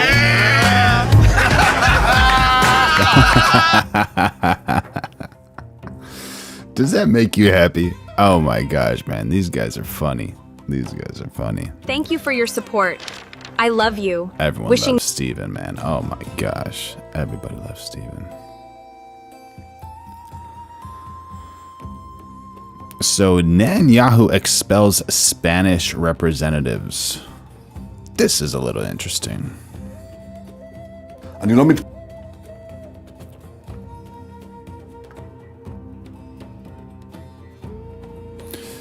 I do not intend to allow any country to wage a political war against us without paying an immediate price for it. Israel will not remain silent in the face of those who attack us. Spain has slandered our heroes, the soldiers of the IDF, the most moral army in the world. And so, today I ordered the expulsion of Spain's representatives from the debate center in Kiryat Gat. After Spain chose time and again to stand against Israel. Those who attack the state of Israel instead of the terrorist regimes, those who do so will not be our partners regarding the future of the region. I am not willing to tolerate this hypocrisy and this hostility. I do not intend to allow any country to wage a political war against us without paying an immediate price for it. בלי לשלם על כך מחיר מיידי. There you go, direct from the source. Mr. Double B Netanyahu.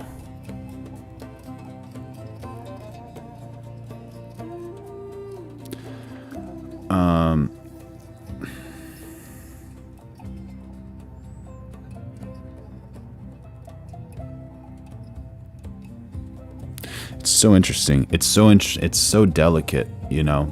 Spain's not in an easy position. Israel is not in an easy position. It's just so delicate. It's like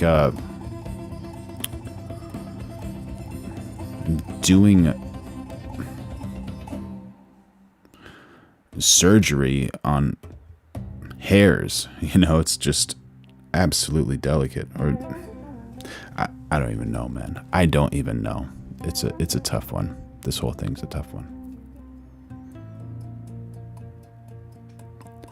Terry from the Philippines says, World Gallup poll found most people on planet Earth believe the U.S. is the greatest threat to world peace and want China to lead a collision of peace-loving nations against the United States. There you go.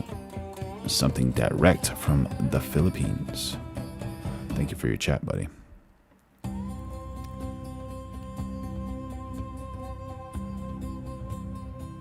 We got Leslie Heatley jumping on the chat saying, yeah, look at Charlie Kirk. There you go. Make sure y'all like, subscribe, turn on those notifications. We're going live every day of 2026. And would be happy to have you on board. Become a member. Throw in a super chat. Be as amazing as Mr. Stephen Wells. Stephen Wells is amazing. Everybody loves Stephen Wells. And this is something very interesting. Mr. Island Man and the secret Bitcoin and Coinbase investment are revealed, which is kind of interesting.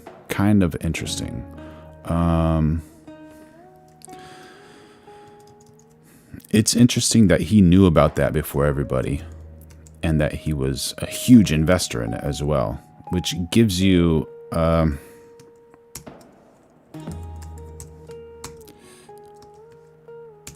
something to think about.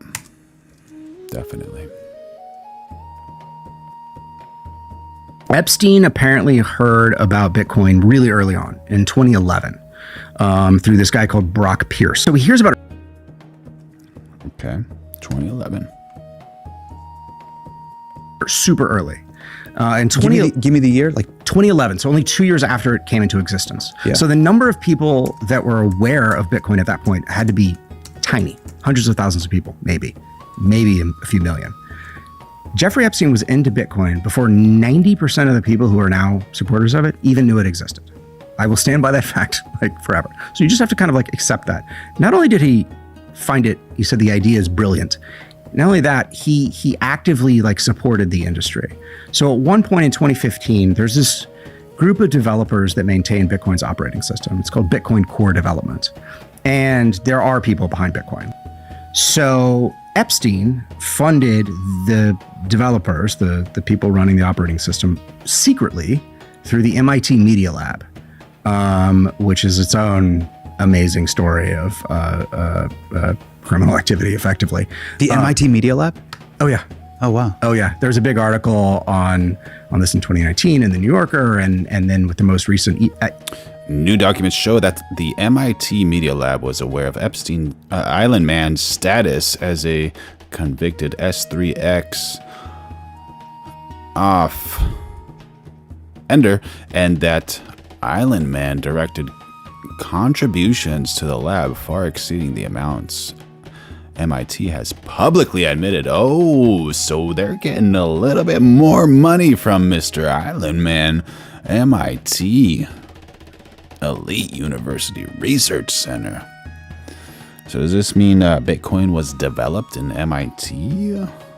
I don't know. Allegedly. Emails, we have confirmation that yes, Epstein paid secretly for these. Invested in Coinbase. He put $3 million into Coinbase. It appears that executives knew that the money was coming from Epstein, because Brock asks Epstein, "Is it okay?" Is this making a full circle with who's it? Dan Pena. He said, "If you knew who was behind Bitcoin, you would drop that, and that's the reason that's going to zero. Just to give you a heads up, I have zero knowledge about any of these cryptocurrencies, so I'm just communicating between the arguments I hear. Don't know anything, have any first-hand knowledge on any of these things, and I'm not giving any financial advice. Okay, everybody tell them, who you are. He invests in this other company. Where are you from? Israel. What's one thing Americans should know about the tension between Israel and Palestine? Whatever it's on TV and news, it's not always correct. Of course, we're humans. Nobody is 100% imperfect. You gotta go there to see what's actually going on. What you're saying is people in Israel, people in Palestine, they don't really hate each other like they're... Yeah, you remember Dan Bania said that, for sure. It's portrayed. It's more government and there is more behind that. Whatever it's on TV and news, do not take it seriously. Yeah, you can't really take it seriously.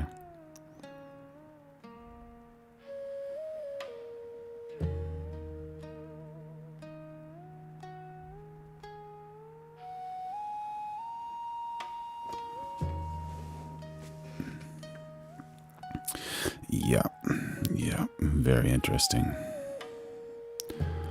Theo Von, one of the funniest comedians on earth, broke Tucker Carlson. So how's it been 18 months? It's been good, man. I love it, How were the first 6 weeks? That's the toughest part. Oh, I know. I've been there. Oh, you have? Yeah. What did you have to get off of? Oh, you name it. Did you have some pretty crazy nights or no? I had a few. Yeah. Tucky.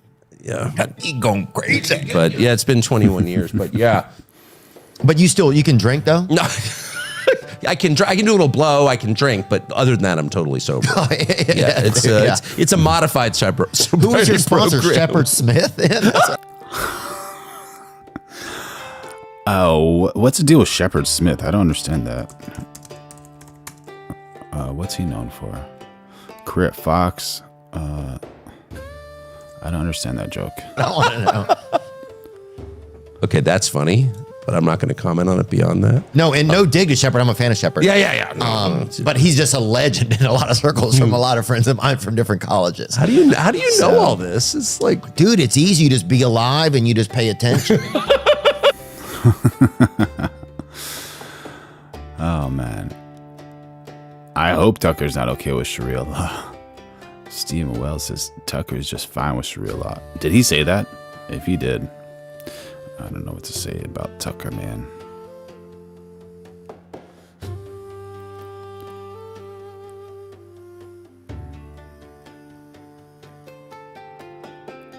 Hegseth allegedly fired the army chief of chaplains. It's an unusual move, very weird, and it usually does not happen.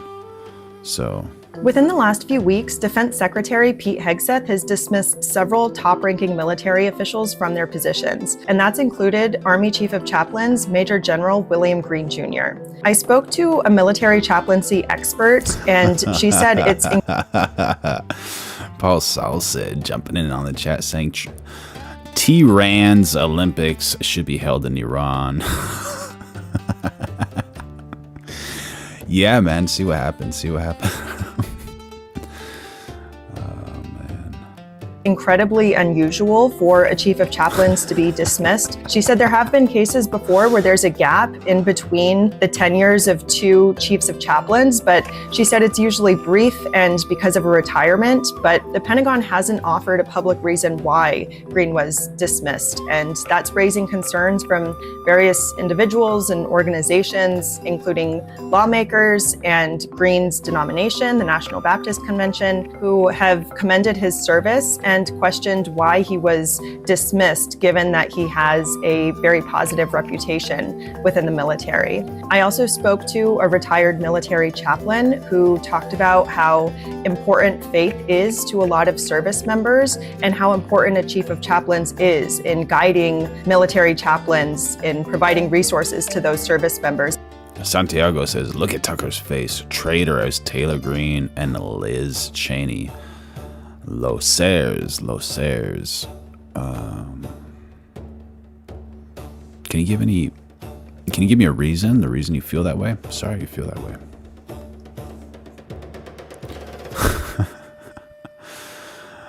Lone Wolf. Can't say that one, buddy. As they're carrying out their duties. And he said it leaves an enormous gap to not have a chief of chaplains. I reached out to the Army to ask if they have a timeline for when they'll be announcing a new chief of chaplains, and they didn't respond to that question, but they did say the work is currently being carried out by the deputy chief of chaplains. There you go. That's cool. He's got some crosses on him.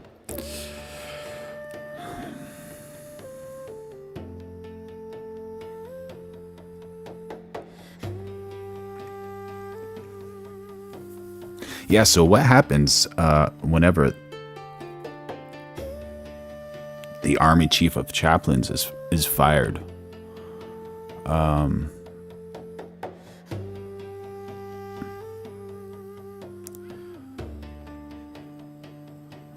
There's the man, Mr. Green.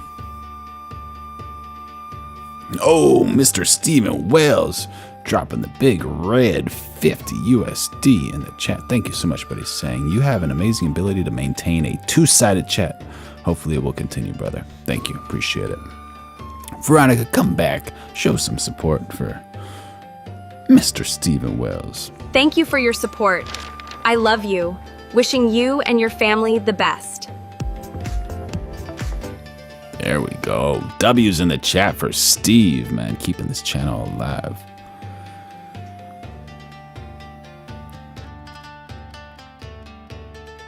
That's incredible. Thank you, Cali Chica. All right. Have a good nap. So, what do you think, chat? Is it a bad sign? Does this mean that Mr. Green did not agree with Hegseth and his politics, or what's going on, or was not subservient, didn't want to do his job, or this is a very interesting one. And as always, we gotta laugh a little bit. Theo Von has no filter. I don't know if he's talking about the Army Chief of Chaplains or somebody else, but let's see how Theo can make us laugh. Yeah, I grew up in a mixed neighborhood, dude, and black people don't really know, they don't differentiate between indoors and outdoors. What do you mean? Outdoors can be indoors, dude. What do you mean? Outdoors can be indoors. Black person, you can put them outdoors and you put them indoors, same volume levels, same speed. There's no inside voice. There's zero inside voice. There's no etiquette when you go indoors. Well, they just don't. I don't think they believe in like a lot of structures and. It's so incredibly vaguely racist. It's so funny though. Theo Von always can make people laugh, man. Just a funny guy. Bless Theo Von. Mohammed bin Salman stuns Trump, blocks Netanyahu. What's going on over here? How you Saudi doing, Crown Diane? Prince Mohammed bin Salman has once again made it clear that Saudi Arabia is not ready to move forward with any formal Israel. Waffle Jackson. I think Waffle Jackson is a U.S. vet hero, if I'm not mistaken. And he says, I'd lean heavy toward Green being sympathetic to deep state, but that's me, though. Well, if Green is being sympathetic to the deep state, wouldn't that help him keep his position, or am I completely wrong here? Thank you for your chat, buddy. Very interesting. Israel-Arab normalization package unless there is a credible and irreversible path toward Palestinian statehood, a position Riyadh has repeated publicly, even as Donald Trump continues to push for a wider expansion of the Abraham Accords. Recent reporting and analysis in 2026 also indicate that Washington is still pressing for a breakthrough, but the Saudi position remains firm, and the current Israeli leadership is widely seen as a major obstacle to any immediate.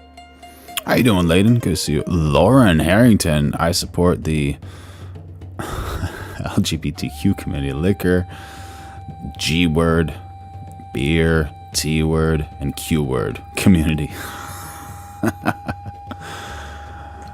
Oh, Waffle Jackson is not a veteran, brother. Oh, sorry. Thought you were a veteran. Sorry. But thank you for your input anyways. immediate deal. What was being presented as a And thank you for not stealing your valor, buddy.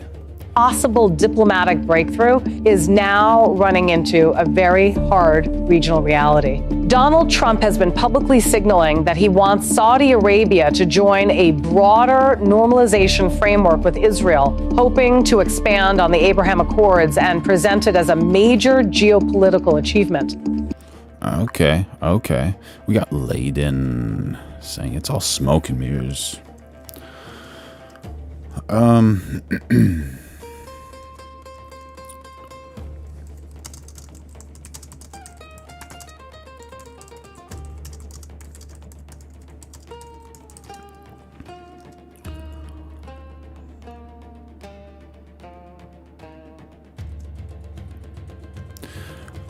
So before we just go past this, I just kind of want to understand this. The Abraham Accords are a series of peace agreements brokered by the Trump administration in 2020 that normalized relations between Israel and several Arab nations, primarily United Arab Emirates, UAE, and Bahrain, with additional countries later joining. Okay. Key details: a framework for diplomatic, economic, and security cooperation between Israel and participating Arab states bypassing the traditional Israel-Palestine peace process. UAE, September 2020. Bahrain, same date. Sudan, Morocco, and various other Arab nations have since participated or expressed interest. What changed? For decades, most Arab nations maintained official boycotts of Israel. The Accords broke that pattern by establishing trade agreements, investment partnerships, tourism and cultural exchange, security cooperation, technology partnerships. Okay, that's the Abraham Accords. The reason it matters, this agreement shifted Middle East geopolitics by showing that Israel could normalize relations with Arab states without first resolving the Palestinian conflict, something considered impossible in previous decades. And there's a controversy. Palestinian leadership criticized it as abandonment. Critics argue it deprioritizes Palestinian statehood in favor of Arab-Israeli commercial interests. And the current status in 2026, the framework remains in place, though recent geopolitical tensions like the Iran escalations, the Gaza conflicts, have tested its stability. So just to sum it up in like one sentence, a simple version: Israel made peace deals with Arab nations without solving the Israel-Palestine issue first, breaking a 70-year diplomatic pattern. We're going live every single day of 2026, so make sure you like, subscribe, turn on those notifications, become a member, throw in a super chat if you want, become amazing like Mr. Stephen Wells, one of the best people on earth. And allegedly, Candace Owens has no friends. Come on, she's got plenty of friends. The most valuable currency you have are the relationships you have, your friends. In my opinion, she's burned every bridge she's ever been associated with. Whether that's Turning Point USA, whether that's the Daily Wire, whether that's PragerU, Charlie Kirk, Steven Crowder. I don't know what's going on even in this room, but it's not like we're loving what she's doing these days. I'm asking you a serious question. Who are her friends at this point? Well, to me, she's very lonely. No, I think she's very close with Tucker. I do think she has a group How many of more friends. can you name, though? Other than Tucker, Yeah. genuine question. I'm not trying to throw her under the bus. Who's Candace's friends? Who are her allies? Can we name a name? Anyone? Oh, Anyone? She's got more than you would believe. Name a name. No, she's got a lot. She's got more than you would believe. Oh, man. I think Candace is such a polarizing figure. She probably has a lot of friends, but she also has a lot of people who are not too fond of her, you know? Oh, there we go. Stephen Wells says Candace Owens has followers, not friends. Yeah, that's also a possibility. Yeah. A lot of them. I'm sure that there's does. Twitter army out there. Yeah, but what famous... Stephen Wells jumping on the chat saying, I believe that the U.S. and world economy will dramatically pick up in the upcoming year. That's the optimism we need, y'all. We're developing the best chat in the world. Make sure you subscribe and join and enjoy. Names advocates are saying, I'm with Candace. Tucker, maybe? Who else? No, I can't name one. First thing I'd like to clarify is I have never been friends with Steven Crowder. I just feel like that is really not good dirt to throw on my name. I just have better intuition than that.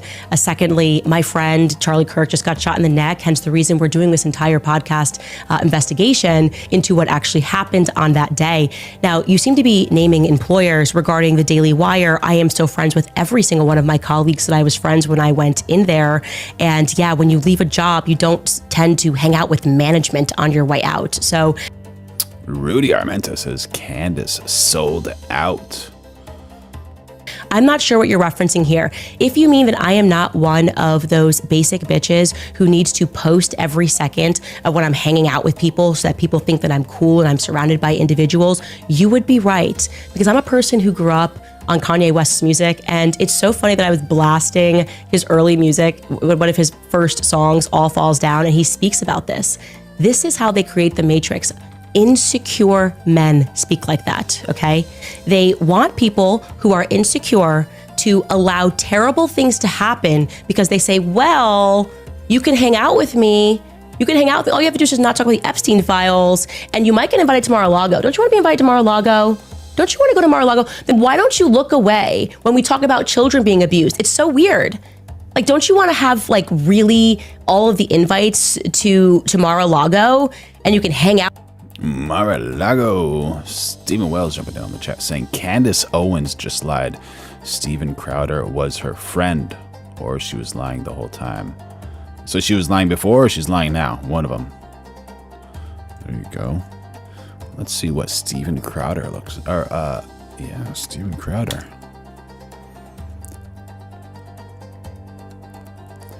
Here we go. This is Mr. Steven Crowder. Louder with Steven Crowder. Okay, what would she lie about that for? You know. Or she got scared because of Kirk, says Rudy Armenta. Out and get dressed up and hang out with cool people in Hollywood. If you just Lone Wolf and Cub says, what is Candace going to do when Tyler Robinson is found guilty? Good question. look the other way when children are being abused, this is that mentality, okay? It's disgusting, it's gross, but more importantly, it is insecure. So I want to remind you guys that your real friends do not need to be famous, okay? My best Jason Beatrice says, I only see Candace on this channel. friends are not famous, and you should be close with your family. You should have real value in your life. Part of the Matrix requires you to have this sort of instinct to think celebrities are cool and that they glitter and they're golden. The majority of them. Yeah, Stephen Wells says Candace Owens was on Crowder's show a while ago. There you go. Are pretty effed up and drunk.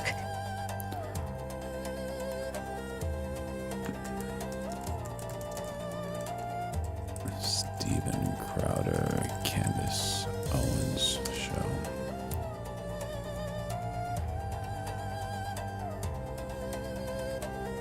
That's her with Ben Shapiro.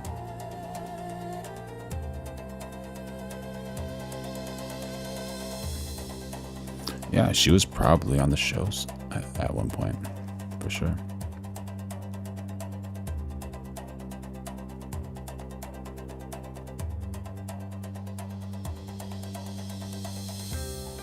Iran decried as apocalyptic death cult.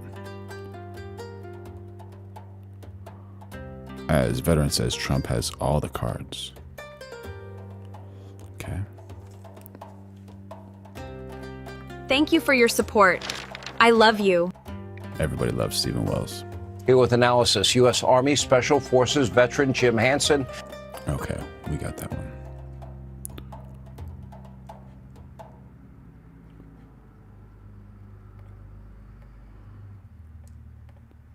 Does this mean you guys are over Candace Owens, or you like seeing about her? Are we ever going to have another opportunity to force depositions? Are we ever going to have an opportunity to have the power of subpoena? He is making claims that he rendered first aid. This would give us the opportunity to then say, oh, Terrell Farnsworth actually has footage that the public has never seen from every angle.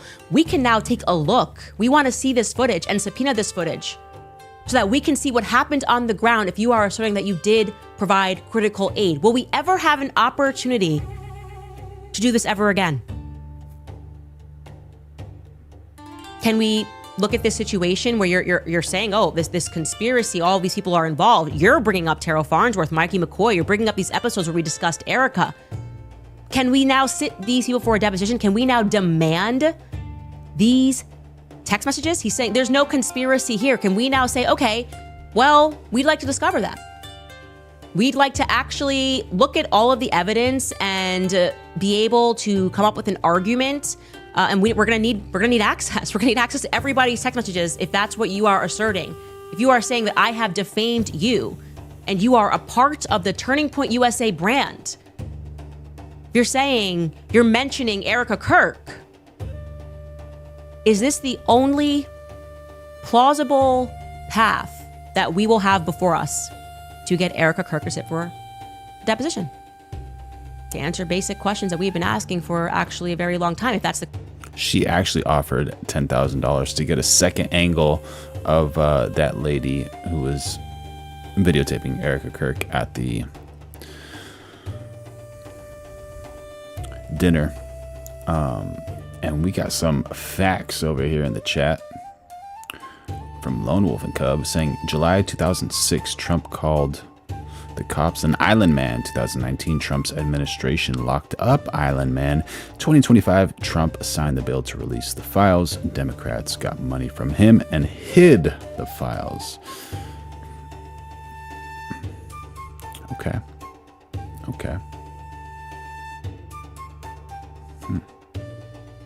That's a little wild. Are you guys into UFC? Because Sean Strickland is going to be fighting Kazmat Shimaev.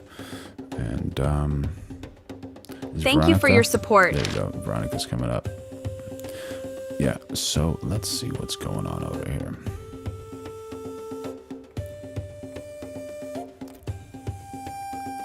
So this is a 300-pound dude going against Strickland.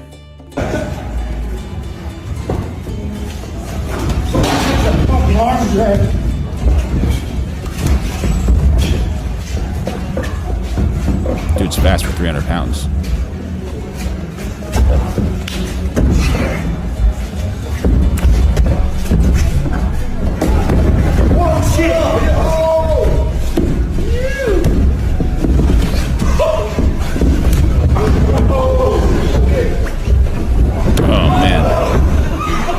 How he just grabbed his neck and rolled around, dude. Oh my gosh, dude. These guys just absolutely wild, man. Absolutely wild. That's going to be an incredible fight.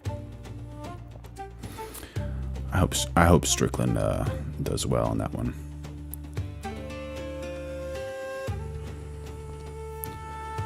Jason Beatrice thinks the most dangerous fight of Strickland's career is Kazmat.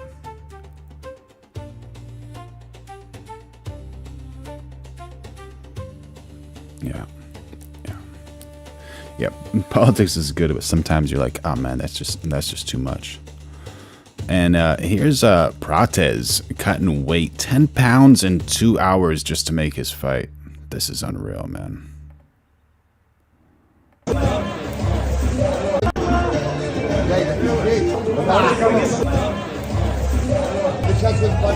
has to put the sweatsuit on, a t-shirt, another sweatsuit. He's going through it, man. Dangerous fighter, too.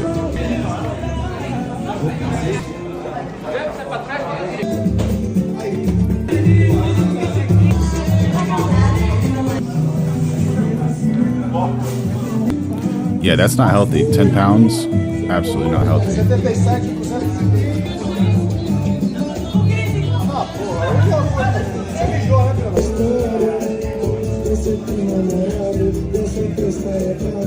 And Joe Rogan has been like a proponent of being completely against this because it's so dangerous. They should just fight at their own weight classes, you know, like it's good. They're shredded and all that stuff, but no, man, it's not healthy at all for their organs and for their mind. You You know, when you get dehydrated and you get knocked out, those concussions can be even worse if you're not properly hydrated, because water is what keeps your brain from hitting that hard thing that is your skull. You know, that's pretty bad. Stranger. Yeah. And this is a very interesting thing going on over here. This is a backyard bonfire like you've never seen probably before. Jason Beatrice, a Strickland fight is kind of political. Strickland made it that way. Yeah.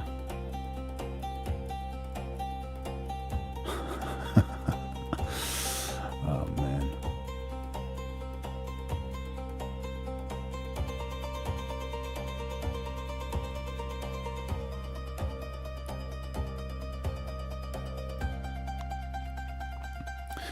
Very cool idea. There has to be some type of like air rotating this. I don't understand how this is working, but it's very, very cool.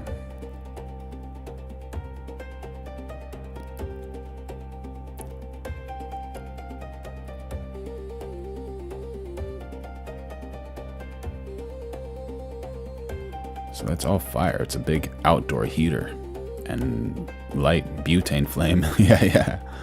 There you go.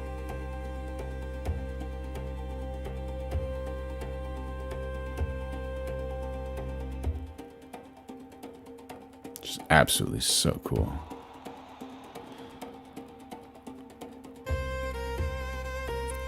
And there's an issue with Elon Musk suing OpenAI, who is supposed to be a nonprofit organization, but obviously not following the rules.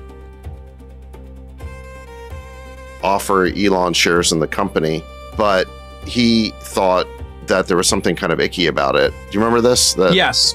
Because at one point I said on our show, when this dispute started happening before it became a court case, I said, look, if OpenAI at a certain point decided they had the wrong structure, they should have just gone and done a make right with Elon, and he should have been a shareholder on the cap table. What I didn't know is that apparently they did try to do something like that, but Elon turned it down because he did want the entity to remain a charitable entity. Yes. See what I mean? Rudy loves that flame, saying, love it, wish I could have it on my backyard. Yeah, man, just build it. No reason not to, right? Be inspired, man. The only thing stopping you is yourself. If you love it that much, figure it out. Actually, I'll share a link right now. I'll call it the butane flame backyard. Tree Roji. What do you mean by that? Rudy says, I'm broke. Only for now, man. Only for now. You could always figure it out.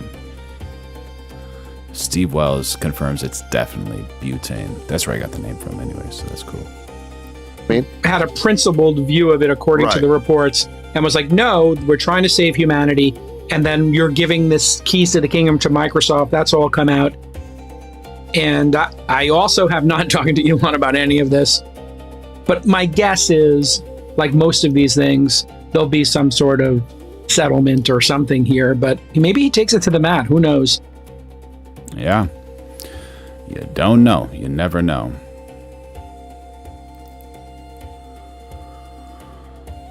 You guys have thoughts on Elon Musk and OpenAI? What's going to happen there? Paul Sam says, stop wasting fuel.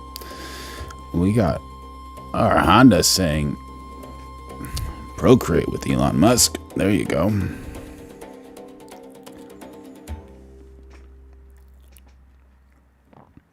WT Mudhen, do you know? Says, everything you guys claim about Trump is the polar opposite of reality, and I've known that MF since the 90s in New York. You personally knew him? Very cool, very cool. Lucky you. Do you have any inside stories that nobody knows about or no one heard about? And did you know him personally? And if you did, that'd be cool to get like 2 or 5 or 10 minutes of you on the pod, on the video, on the live stream. That'd be really cool if you're open to it. And by the way, we're going live every day of 2026, so make sure y'all like, subscribe, turn on those notifications.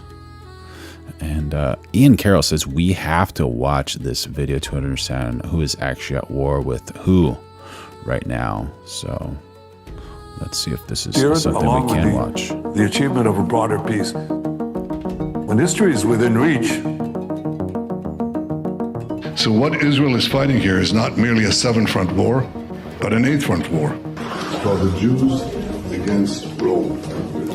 Rome and Jerusalem clashed over values. That's a little interesting. I don't know if I've ever heard that one before.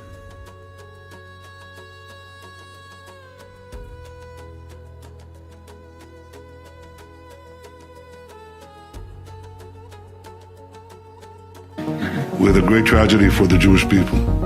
Well, we lost that one. We have to win the next one. But the new Rome, the United States, Jews against Rome. We stopped playing defense and have moved to offense. The weapons change over time. You can't fight today with swords. That doesn't work very well. But we need the kind of genius that manufactured Apollo gold pagers and infiltrated Hezbollah for over a decade to prepare for this battle. But we have to fight with a weapon. Apollo gold pagers, is that the ones they use to attack Hezbollah?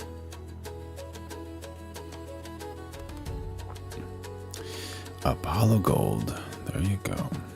Weapons that apply to the battlefields in which we're engaged. And the most important ones are the social media. Because the next war will be decided based on how Israel and its allies perform online as much as offline. Gotham. Dez says that's what extinguished Charlie. Same tech. A lot of people have been saying that, absolutely. And that same company, I think 15 people were extinguished because one of those things accidentally went off in the manufacturing plant. May their souls rest in peace, and may Charlie's soul rest in peace too. Do we have any confirmation on that, Gotham? Would be nice to know. Kurt jumping in on the chat. How you doing, buddy? Rome kicked the Jews out of Israel around 70 CE. Christ existed. Okay. Gotham does. A CIA guy used CIA software to show explode S-ion came from under the t-shirt. Oh, very cool. Do you have a link to that vid? This is the 8th front, the disinformation campaign. It is actually this 8th front where our enemy... Wait, is that a whole circle? Because the Romans did that, but the Jews were the ones that pushed Jesus towards the Romans, allegedly. And then Israel is against Rome. Enemies believe they can actually defeat the Jewish state. This is the kind of ingenuity and inventiveness that have always been a hallmark of the state of Israel. Okay. Hassan has an episode breaking down the video. Thank you, Gotham. Jews turned on Jesus. Yeah.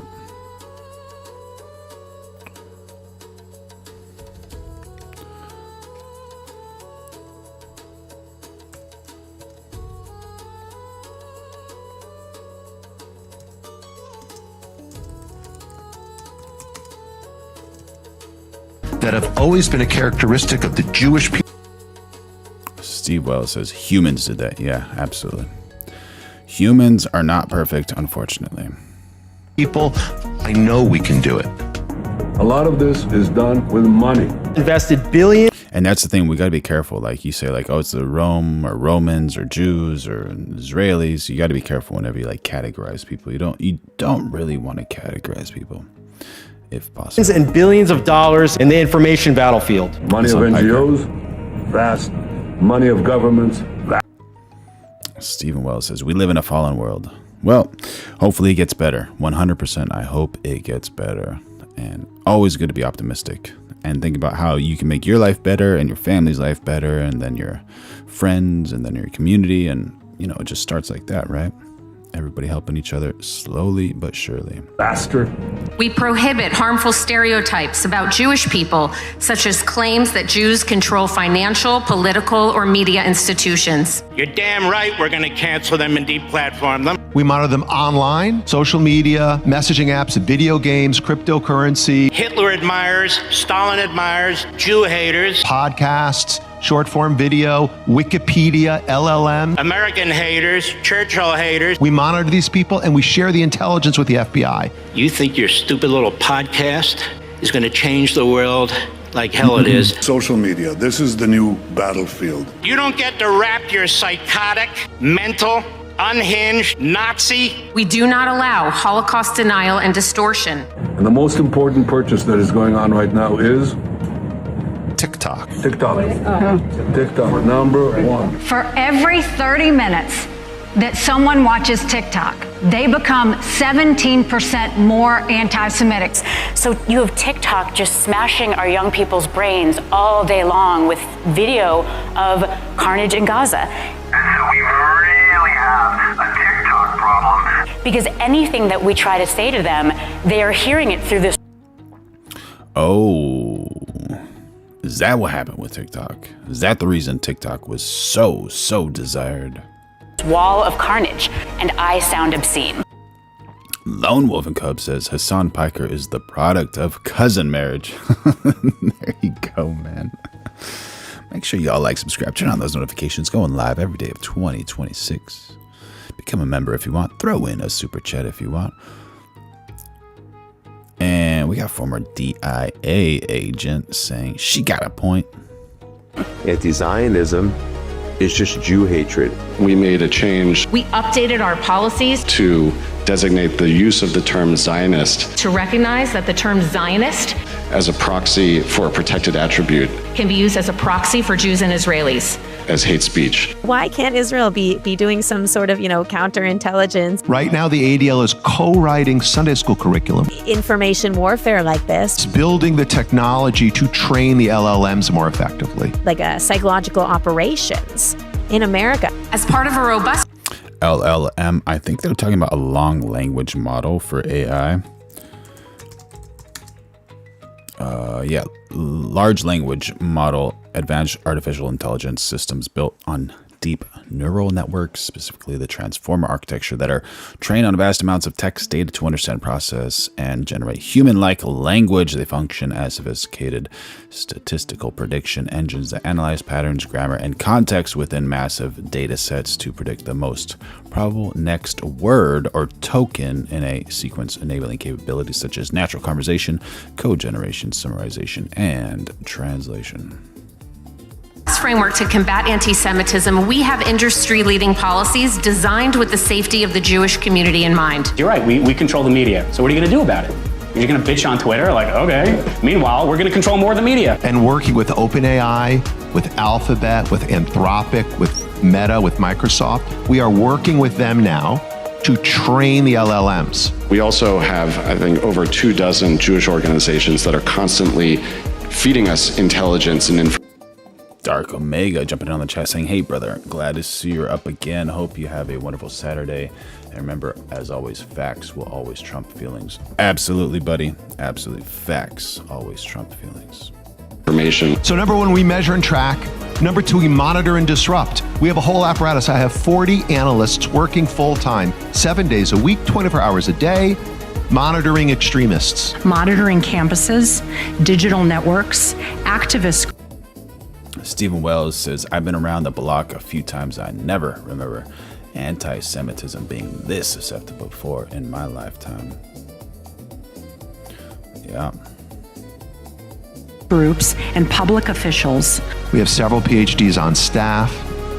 Kurt LSU jumping in on the chat saying, not all Jews are bad. There you go. Stephen Wells says, Jews are human. Not all humans are bad. Yeah. Absolutely, 100%. We have a network of academics and scholars we work with around the country. I've talked to the leaders of AI in the world, and you ask yourself, there's so many blessings in this, but there could be a curse. First thing a country needs to do is to unify all of their data so it can be consumed and used by the AI model. We need to invest in intelligence to understand who are the anti-Semites, who's funding them, what's their plans, who are the leaders. And then once we have that, we can define who is an enemy we can attack. You have to take all of your healthcare data, your diagnostic data, your genomic data. We have to take all of this data we have in our country and move it into a single, if you will, unified data platform. Once we have all this information, we need to empower and mobilize an ecosystem of many organizations that we can incentivize them to work together, to share, and to fight against our common enemies. Mobilizing millions of people, of allies that are quietly by our side. Citizens will be on their best behavior because we're constantly recording and reporting everything that's going on. You know, anti-Semites, most of these people running around, we're not going to win their hearts and minds because they don't have hearts and they don't have minds. So, you know, how are we going to, there's no reason to think we're ever going to convince them, but we can deport them, we can put them in jail, we can make their lives miserable, we can cut off their funding. You've got all these conspiracy theorists online going on and on about how, you know, if you try and say anything, if you try and do anything against Jews, they're going to come after you.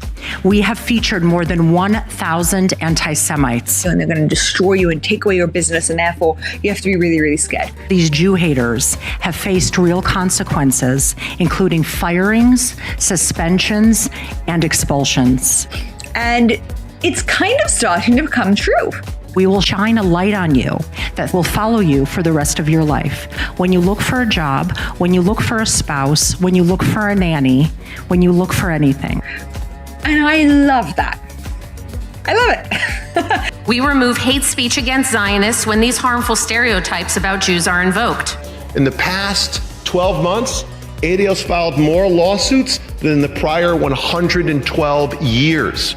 Over the weekend, I received concerning news that I was being sued for $5 million. Vicious, communist, racist, Jew-hating, Israel-bashing monster. Defendant frequently posts anti-Israel rhetoric accusing Israel of controlling the United States and its politicians. We at the ZOA will fight these dangerous and monstrous lies with all of our hearts and souls. No appeasement, no conciliation, only a war against this racist hatred of the Jewish people.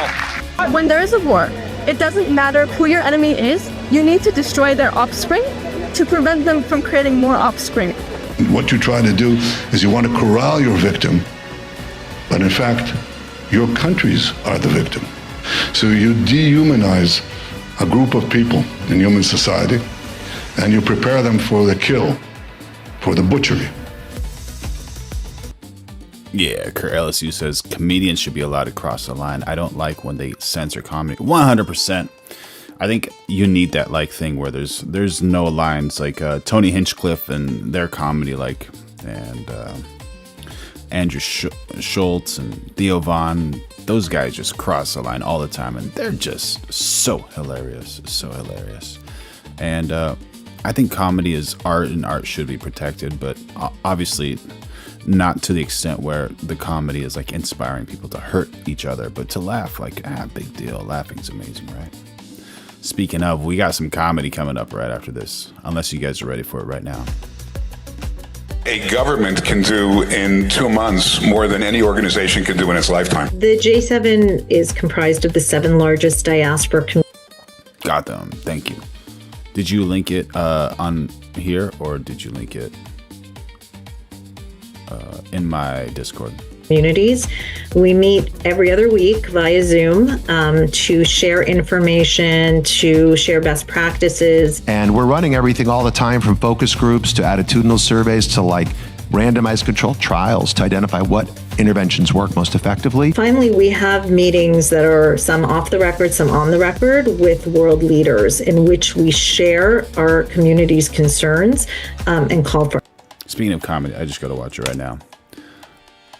All right, so we got these guys. They got. How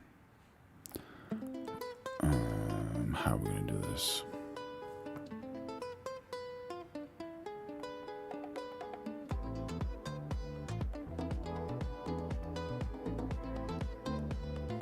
These guys are just complete goofballs. That's how I can start this. But a good time. But a good time. Let's Got a little bit of music, singing, whatever. Yo, how you going? How the fuck are you going, mate? I'm good, how are you? Yeah, I'm good, brother. I'm good. Look, if I told you this was a cold call, mate, would you chop my willy off?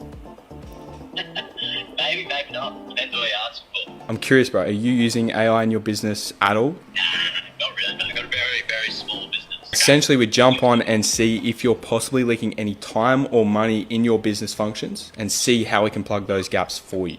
Potentially, yeah. I just don't know, like, I guess off the top of my head, I don't know where I'd actually be saving any time, like, the only, yeah. Would you say you'd be open to perhaps streamlining your workflow just a little bit more if there was a possibility out there?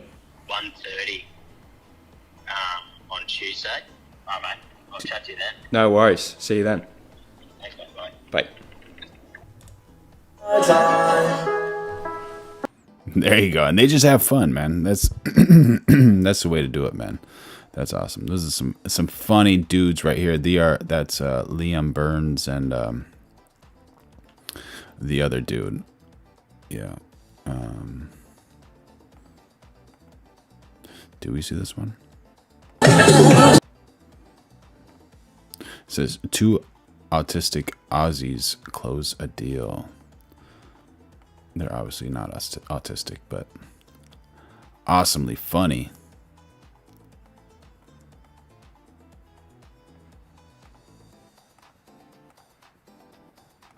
Oh,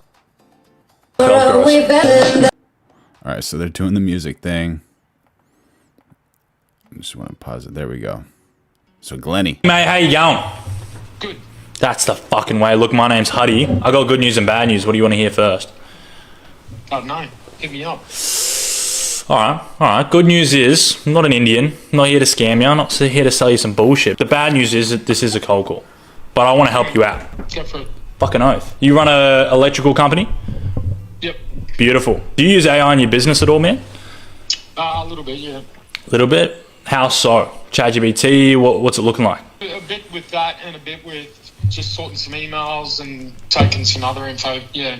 So, like, it handles your customer service, is that what you're saying? A little bit, yeah. Okay. What we do is we run free consultations with guys like yourself and just see where potentially we could plug in AI here and there. Yeah, look, we're flat out at the moment, so... That's exactly why we're calling, man, to make life easier, because I'm sure you fucking do. Yeah, right, bro, so 5 p.m. Friday works for you? Yeah. Sweet. There you go. They kind of just like loosen it up with some inappropriate language, which is, you know, the way that they decide to do it. Good for them. And it works. It works. And comedy does work once in a while. Comedy does work, thankfully.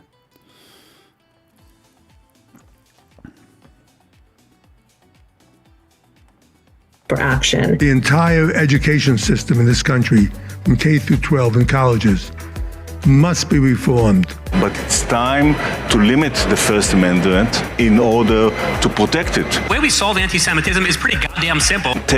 That's a little interesting when you limit the First Amendment. Interesting. Let's see what his reasoning behind it. Control over what they are saying. Send their ass to jail. It's not complicated. And quickly before it's too late. We're monitoring political Islamists and Christian nationalists, all of them. And then we train. We're the largest trainer of law enforcement in America. Extremism hate. We train 20,000 officers every year. Try that again. We're here because of the comments made online about the Jewish youth. We deeply value our partnership with law enforcement. We've been working with them literally since the FBI was founded in the 1930s. So is that your account? That guy who consistently calls for the death of all Palestinians, that can probably incite somebody to do something radical. That's all we're here to talk about, I would think, to refrain from posting things like that. We are going to have a whole division within the office of the Special Envoy to combat anti-Semitism that is going to work on technology. We must take all of our technological expertise and all of our available resources to develop methods to launch and win a significant counter-information campaign. Yeah, absolutely. Danny Sharp jumping in on the chat saying limiting the First Amendment is essentially taking away the First Amendment. I see what you're saying, and what you're doing is jumping on a slippery slope. But I think I understand what you're saying, because you start limiting the First Amendment, and it's like taking an axe and hitting a tree. The tree becomes weaker, and definitely does. But yeah.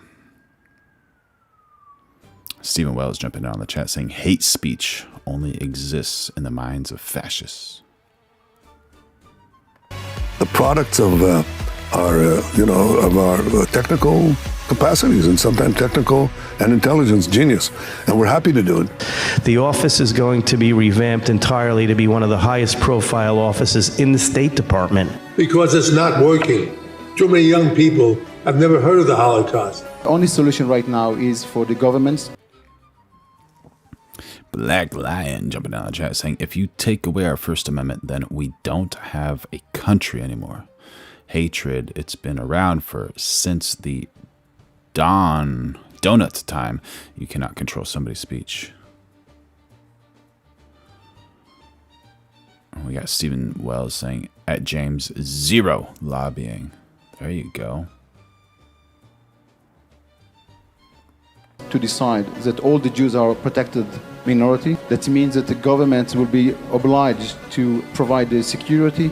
Upgrades to security. Jewish community shouldn't have to be paying for it. But we have to pay for our own armed guards? Are you serious? To fund the institutions, culture, and that everybody in Europe will learn about the Jewish contribution and why they should cherish Jewish presence. All your synagogues, all your shuls, all paid for. Everything. Everything that you need is paid for. I, for one, as a Jewish leader, will no longer talk about anti-Semitism in isolation from Israel. It's what we want immediately. If you ask any Jew, what do you want? What do you want? No more protests. No more protests. Thank you, Christina Anderson. Happy to have you here. By the way, make sure y'all like, subscribe, turn on those notifications, going live every day of 2026, and become a member if you want. Throw in a super chat if you want. We're developing the best community online, as you can tell here. I'm not an anti-Semite. I just don't like the government of Bibi Netanyahu. No, you're a Jew hater.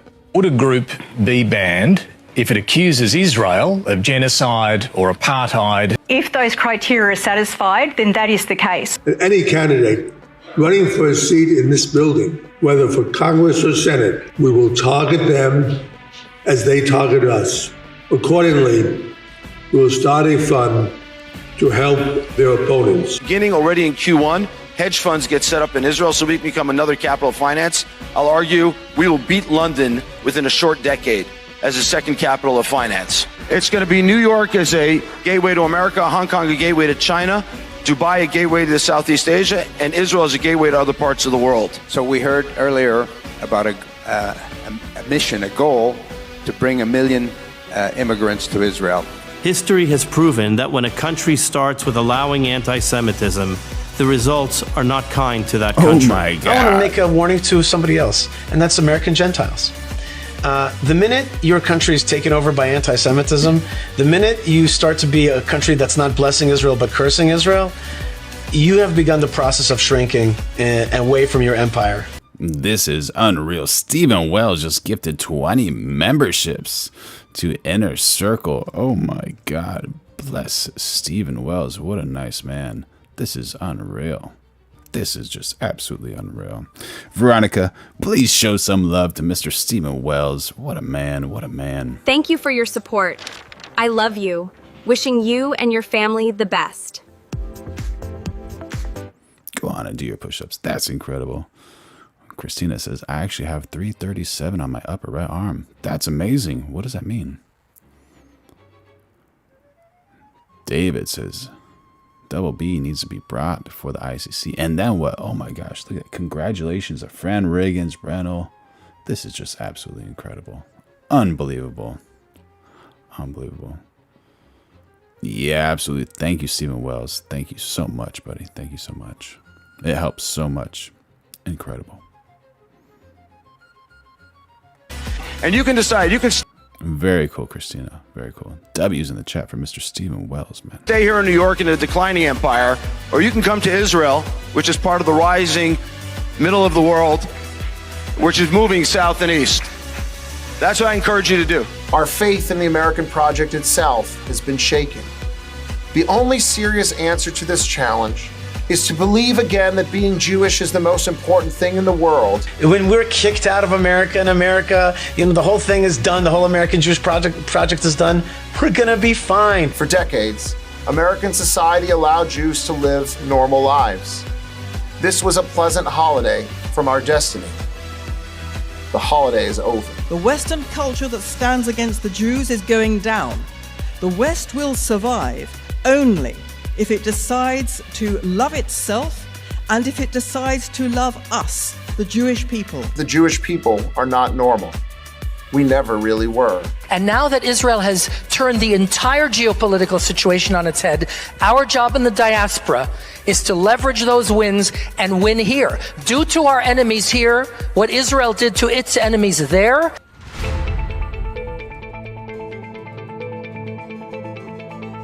And to the world, I say this: history will not remember those who merely denounced hatred in polite language. History will remember those who acted. This is a small bunch of wannabe Nazis. That's what they are. Anti-Semitism is pure evil. If we have to hunt you down the way they hunted down Nazis for decades, we will find your identities, we will find you, we will achieve justice. I think we're at the cusp of a new age, because I think that we will achieve the expansion of peace. I think that we are at a new age because I think that the possibilities of technology, with their risks, especially in AI, but with their positive benefits, are enormous. In every field, I mean, from agriculture to health to transportation and I think that we are together, we can lead this and become not a secondary power, but a primary power.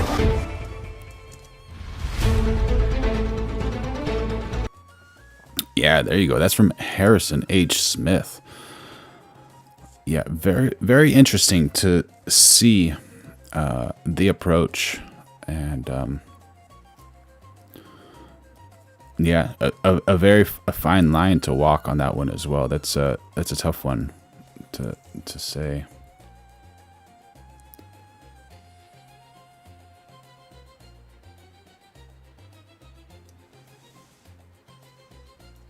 Stephen Wells says, people seem to forget that every nation on earth protects its borders throughout history.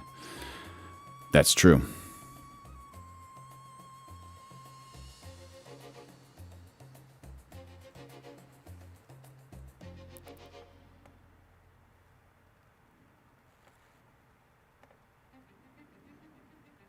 Danny Sharp saying, for speaking and wanting this due to atrocities that have happened to them throughout history. So tough, man. Just so tough.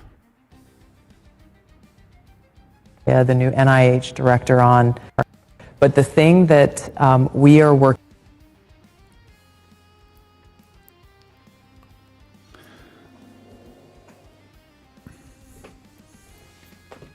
We have a Vietnam vet. There you go. Thank you for your service, Lauren. Very, very nice. Very nice.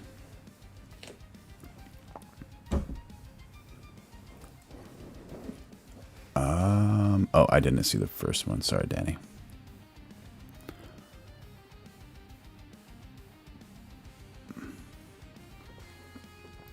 Danny Sharp says, in my opinion, throughout history, the Jews are the first to go, then everyone else is next. But that also invents people who are like this, which in turn makes you think you cannot blame them. You got Paula Street saying, this war has been prophesied in the Bible for thousands of years. It's been planned by Illuminati for over 150 years to bring public the doctrine of Lucifer. Look up Albert Pike, Letter to Mazzini, 1871. Ooh, that sounds wild. Kind of scary. Kind of scary. Honestly. Very, very scary. I hope you're not accurate. But you never know. Whatever happens, we will be okay. The Lord is in control. And make sure you all like, subscribe, turn on those notifications. Going live every day of 2026. And here's Tulsi Gabbard. Let's see what she has to say. Working with Jay Bhattacharya, the new NIH director, as well as Secretary Kennedy, is looking at the gain of function research that in the case of the Wuhan lab, as well as many of these other biolabs around the world, was actually U.S. funded and leads. U.S. funded. All right. That's news, right? Not too awesome, but that's still news. My, oh my.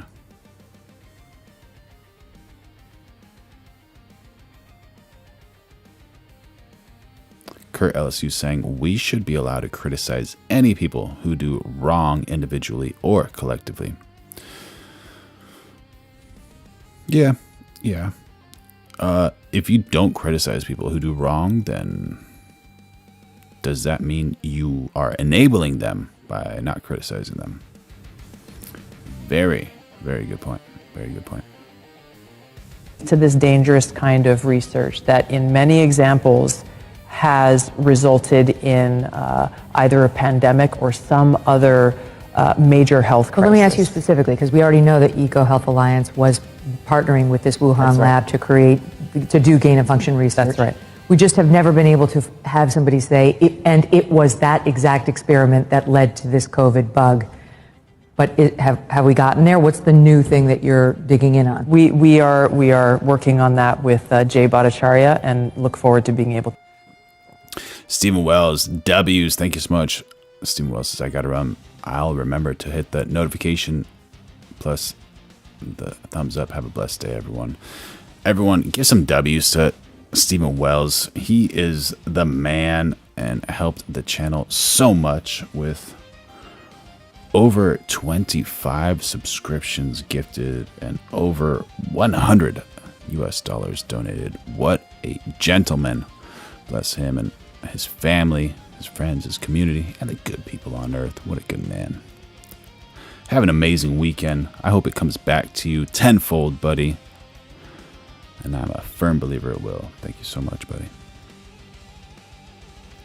Yeah, bless up, Steve. To share that, hopefully very soon. Okay. That specific link, correct, between the gain of function research and what we saw with COVID-19. I mean, that would be extraordinary because just so the audience knows, if that's true. And Veronica, one more time, come out and say thank you for this, Steve. Thank you for your support. I love you. Wishing you and your family the best. There you go, Veronica. True, if it was Peter Daszak's research with the Wuhan so-called bat lady that caused this pandemic, then we did fund it. Then Anthony Fauci helped fund the pandemic. The thing that he denied over and over and over to Senator Rand Paul's questioning. That's right, under oath. Under oath, exactly. So is it any wonder that he sought a preemptive pardon for anything during a certain period of time by President Biden before he left office? And then strong-armed and smeared people like Dr. Jay Bhattacharya, anybody who came out and said, I don't know if that's natural. D Menace jumping in on the chat saying Gaza had meat until October 7th. This actually smacks of lab. And the reason why this is so important is not just what happened in the past, it's because this gain of function research is happening in biolabs around the world. I got attacked, and I think you saw this, we've probably talked about it on your show before, when I warned against US-funded biolabs in Ukraine when the Russia-Ukraine war kicked off for this very reason. Who knows what kinds of pathogens are in these labs, and if released, could create another COVID-like pandemic. And for that, I was called a Russian. Is that who took Narnia? Or Naria? I don't know what Naria is. Never mind, I shouldn't joke. I'm not making fun of anyone there. I just misread. Asset, you're, trumpeting Putin's talking points, all of this nonsense, simply for speaking the truth and stating facts that, by the way, are still on U.S. Embassy Ukraine's website today about how the U.S. has funded these biolabs in Ukraine. Granny's Garden jumping on the chat. And just so you know, if you type : septum : you get none other than a nose with a septum ring. So if you need to celebrate the liberals and their septum rings, just throw in a septum, septum. But in order to, my point is, in order to prevent another COVID-like pandemic or another major health incident that could affect us in the world, we have to end this gain-of-function research and provide the evidence that shows exactly why and how it's in our best interest, the American people's best interest, to bring about an end to it. Yeah, absolutely. Is anything going to happen to Fauci? What do you guys think? No, yes, no, yes. How long before you kick the facts? Do you have to be a member? No, you don't have to be a member. I don't think you have to be. Try it. Do you have to be a member? Let's see.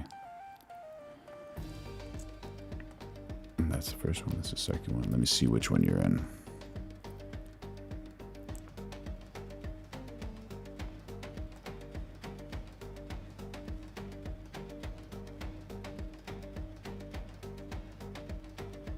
Oh, here you are. So septum. You can see it in the chat, maybe. Oh, try _septum.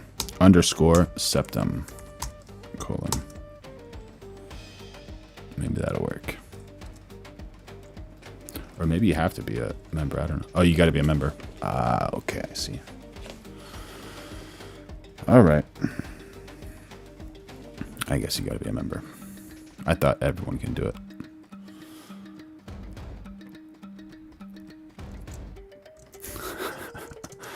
Yeah, that's it. _septum. Oh man. I guess it's just worth being a member just for that, right?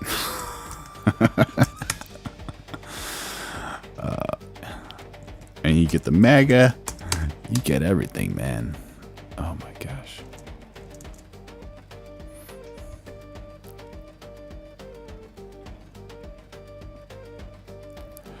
Oh, Candace. I only speak English. You did study quick? I don't understand you. I'm sorry. But you stay here? We got a Trump one too. Pardon? You want to stay here? Yes. Please remove. Because this is location for.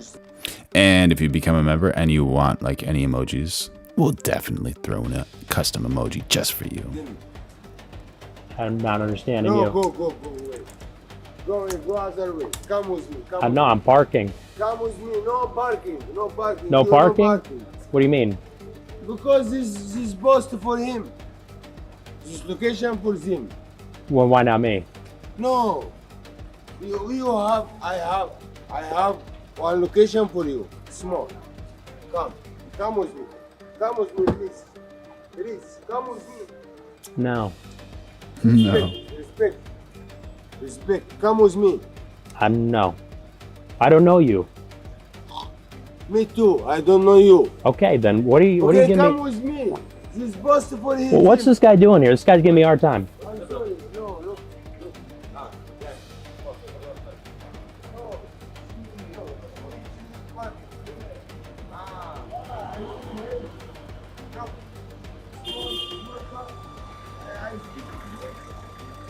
Trump's that guy.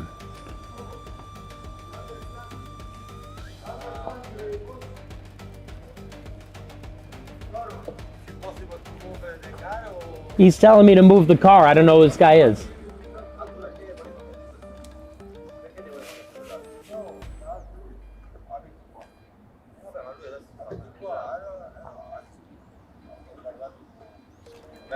Yeah, Danny Sharp. It's so wild, man. It's so wild.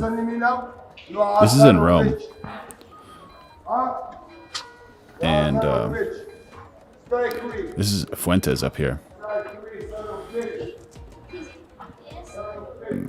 Nick Fuentes is a very conservative man in outside the Vatican in Rome, Italy.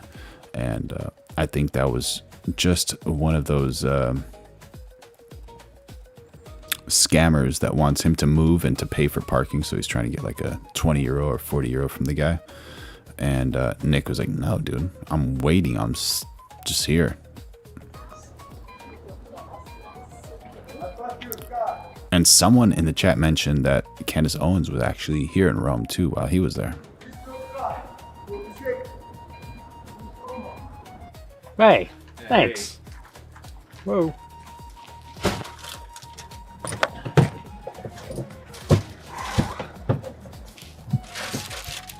Yeah, dude, this fucking homeless guy kept screaming at me. Oh, really? Yeah. God, it's nowhere sacred. Right? Not even the Vatican. Right? Here's your... I got water as well. Oh, cool. I got you a Vatican bacon McCrispy. Oh! Crispy McBacon. No burger? That is a burger. I wanted like a hamburger. That is a hamburger. Oh, okay. Yeah, with bacon. Okay, thanks. It was an extra 50 cents to get it blessed. Oh, actually? I was curious about that too. It looks like an electronic vehicle. I have no idea. It's like rolled up windows. It's kind of daring for him to be doing that, like, you know, with given what he is, but I guess he's a rebel. He cares not, man. He's just going for it. And it seems like he's live streaming. I don't know if he's actually live streaming here, but he's definitely got like some type of security camera going on over here, which is good for him. You know, he if anyone needs it, he's one of them that definitely needs it. So yeah. Yeah. What a scam. Yeah, make sure y'all like, subscribe, turn on those notifications. Going live every day of 2026. Become a member. Throw in a super chat. I love you. Everybody loves you. We're developing the best community here on the internet, and the Lord loves you. Was it blessed by the Pope? Was it blessed by the Pope? Tampon Tim loves Somali fraud stores, and Libby's love Tampon Tim. There you go. Chris J says, makes that guy look NBA. Yeah.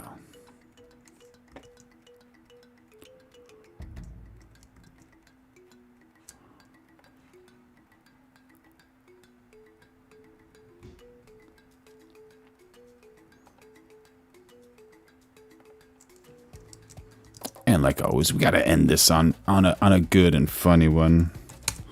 Who doesn't like dogs, right? Oops, that's not the one I was looking for.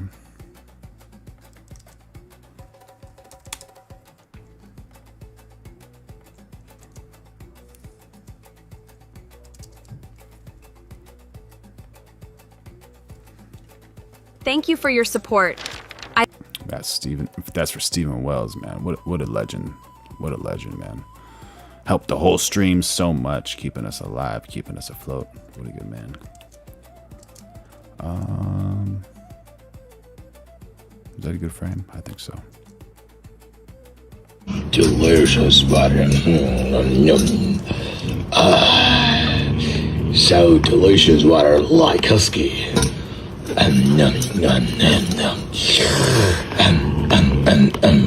Do you know, this is so delicious water like you. I also like to drink this water. So delicious water like you. Goochie goochie goo.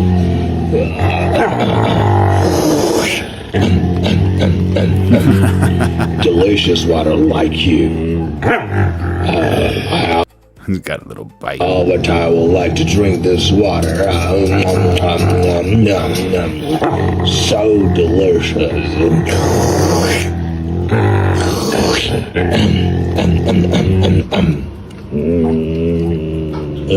Is this delicious or not? Oh man, so much fun, so much fun. These dogs are so cute. That's from Dog Husky 1994, just to brighten up your day. Make sure you have a good one. Yeah, and we're going live every day of 2026. So make sure you like, subscribe, turn on those notifications, and you know, we're watching the pursuit of eudaimonia, human flourishing, collide with power politics. Nobody wins when trust breaks. Durkheim knew this. When organic solidarity fractures, enemy sets in, and enemy equals chaos. We're living in the gap right now. Man, it's like watching your whole family find out about each other's secrets at Thanksgiving. Somebody's about to flip the table, right? And double B's got the knife. Watch out. And yeah, make sure you stay tuned. Subscribe, turn on those notifications, because we will see you again tomorrow. And if those people start spewing hate, just let that hate roll off of your back like water rolls off of a duck's back. And don't forget, I love you. Everybody in the chat loves you. I'm glad you found us, Danny Sharp. Happy to have you here, buddy. The Lord loves you.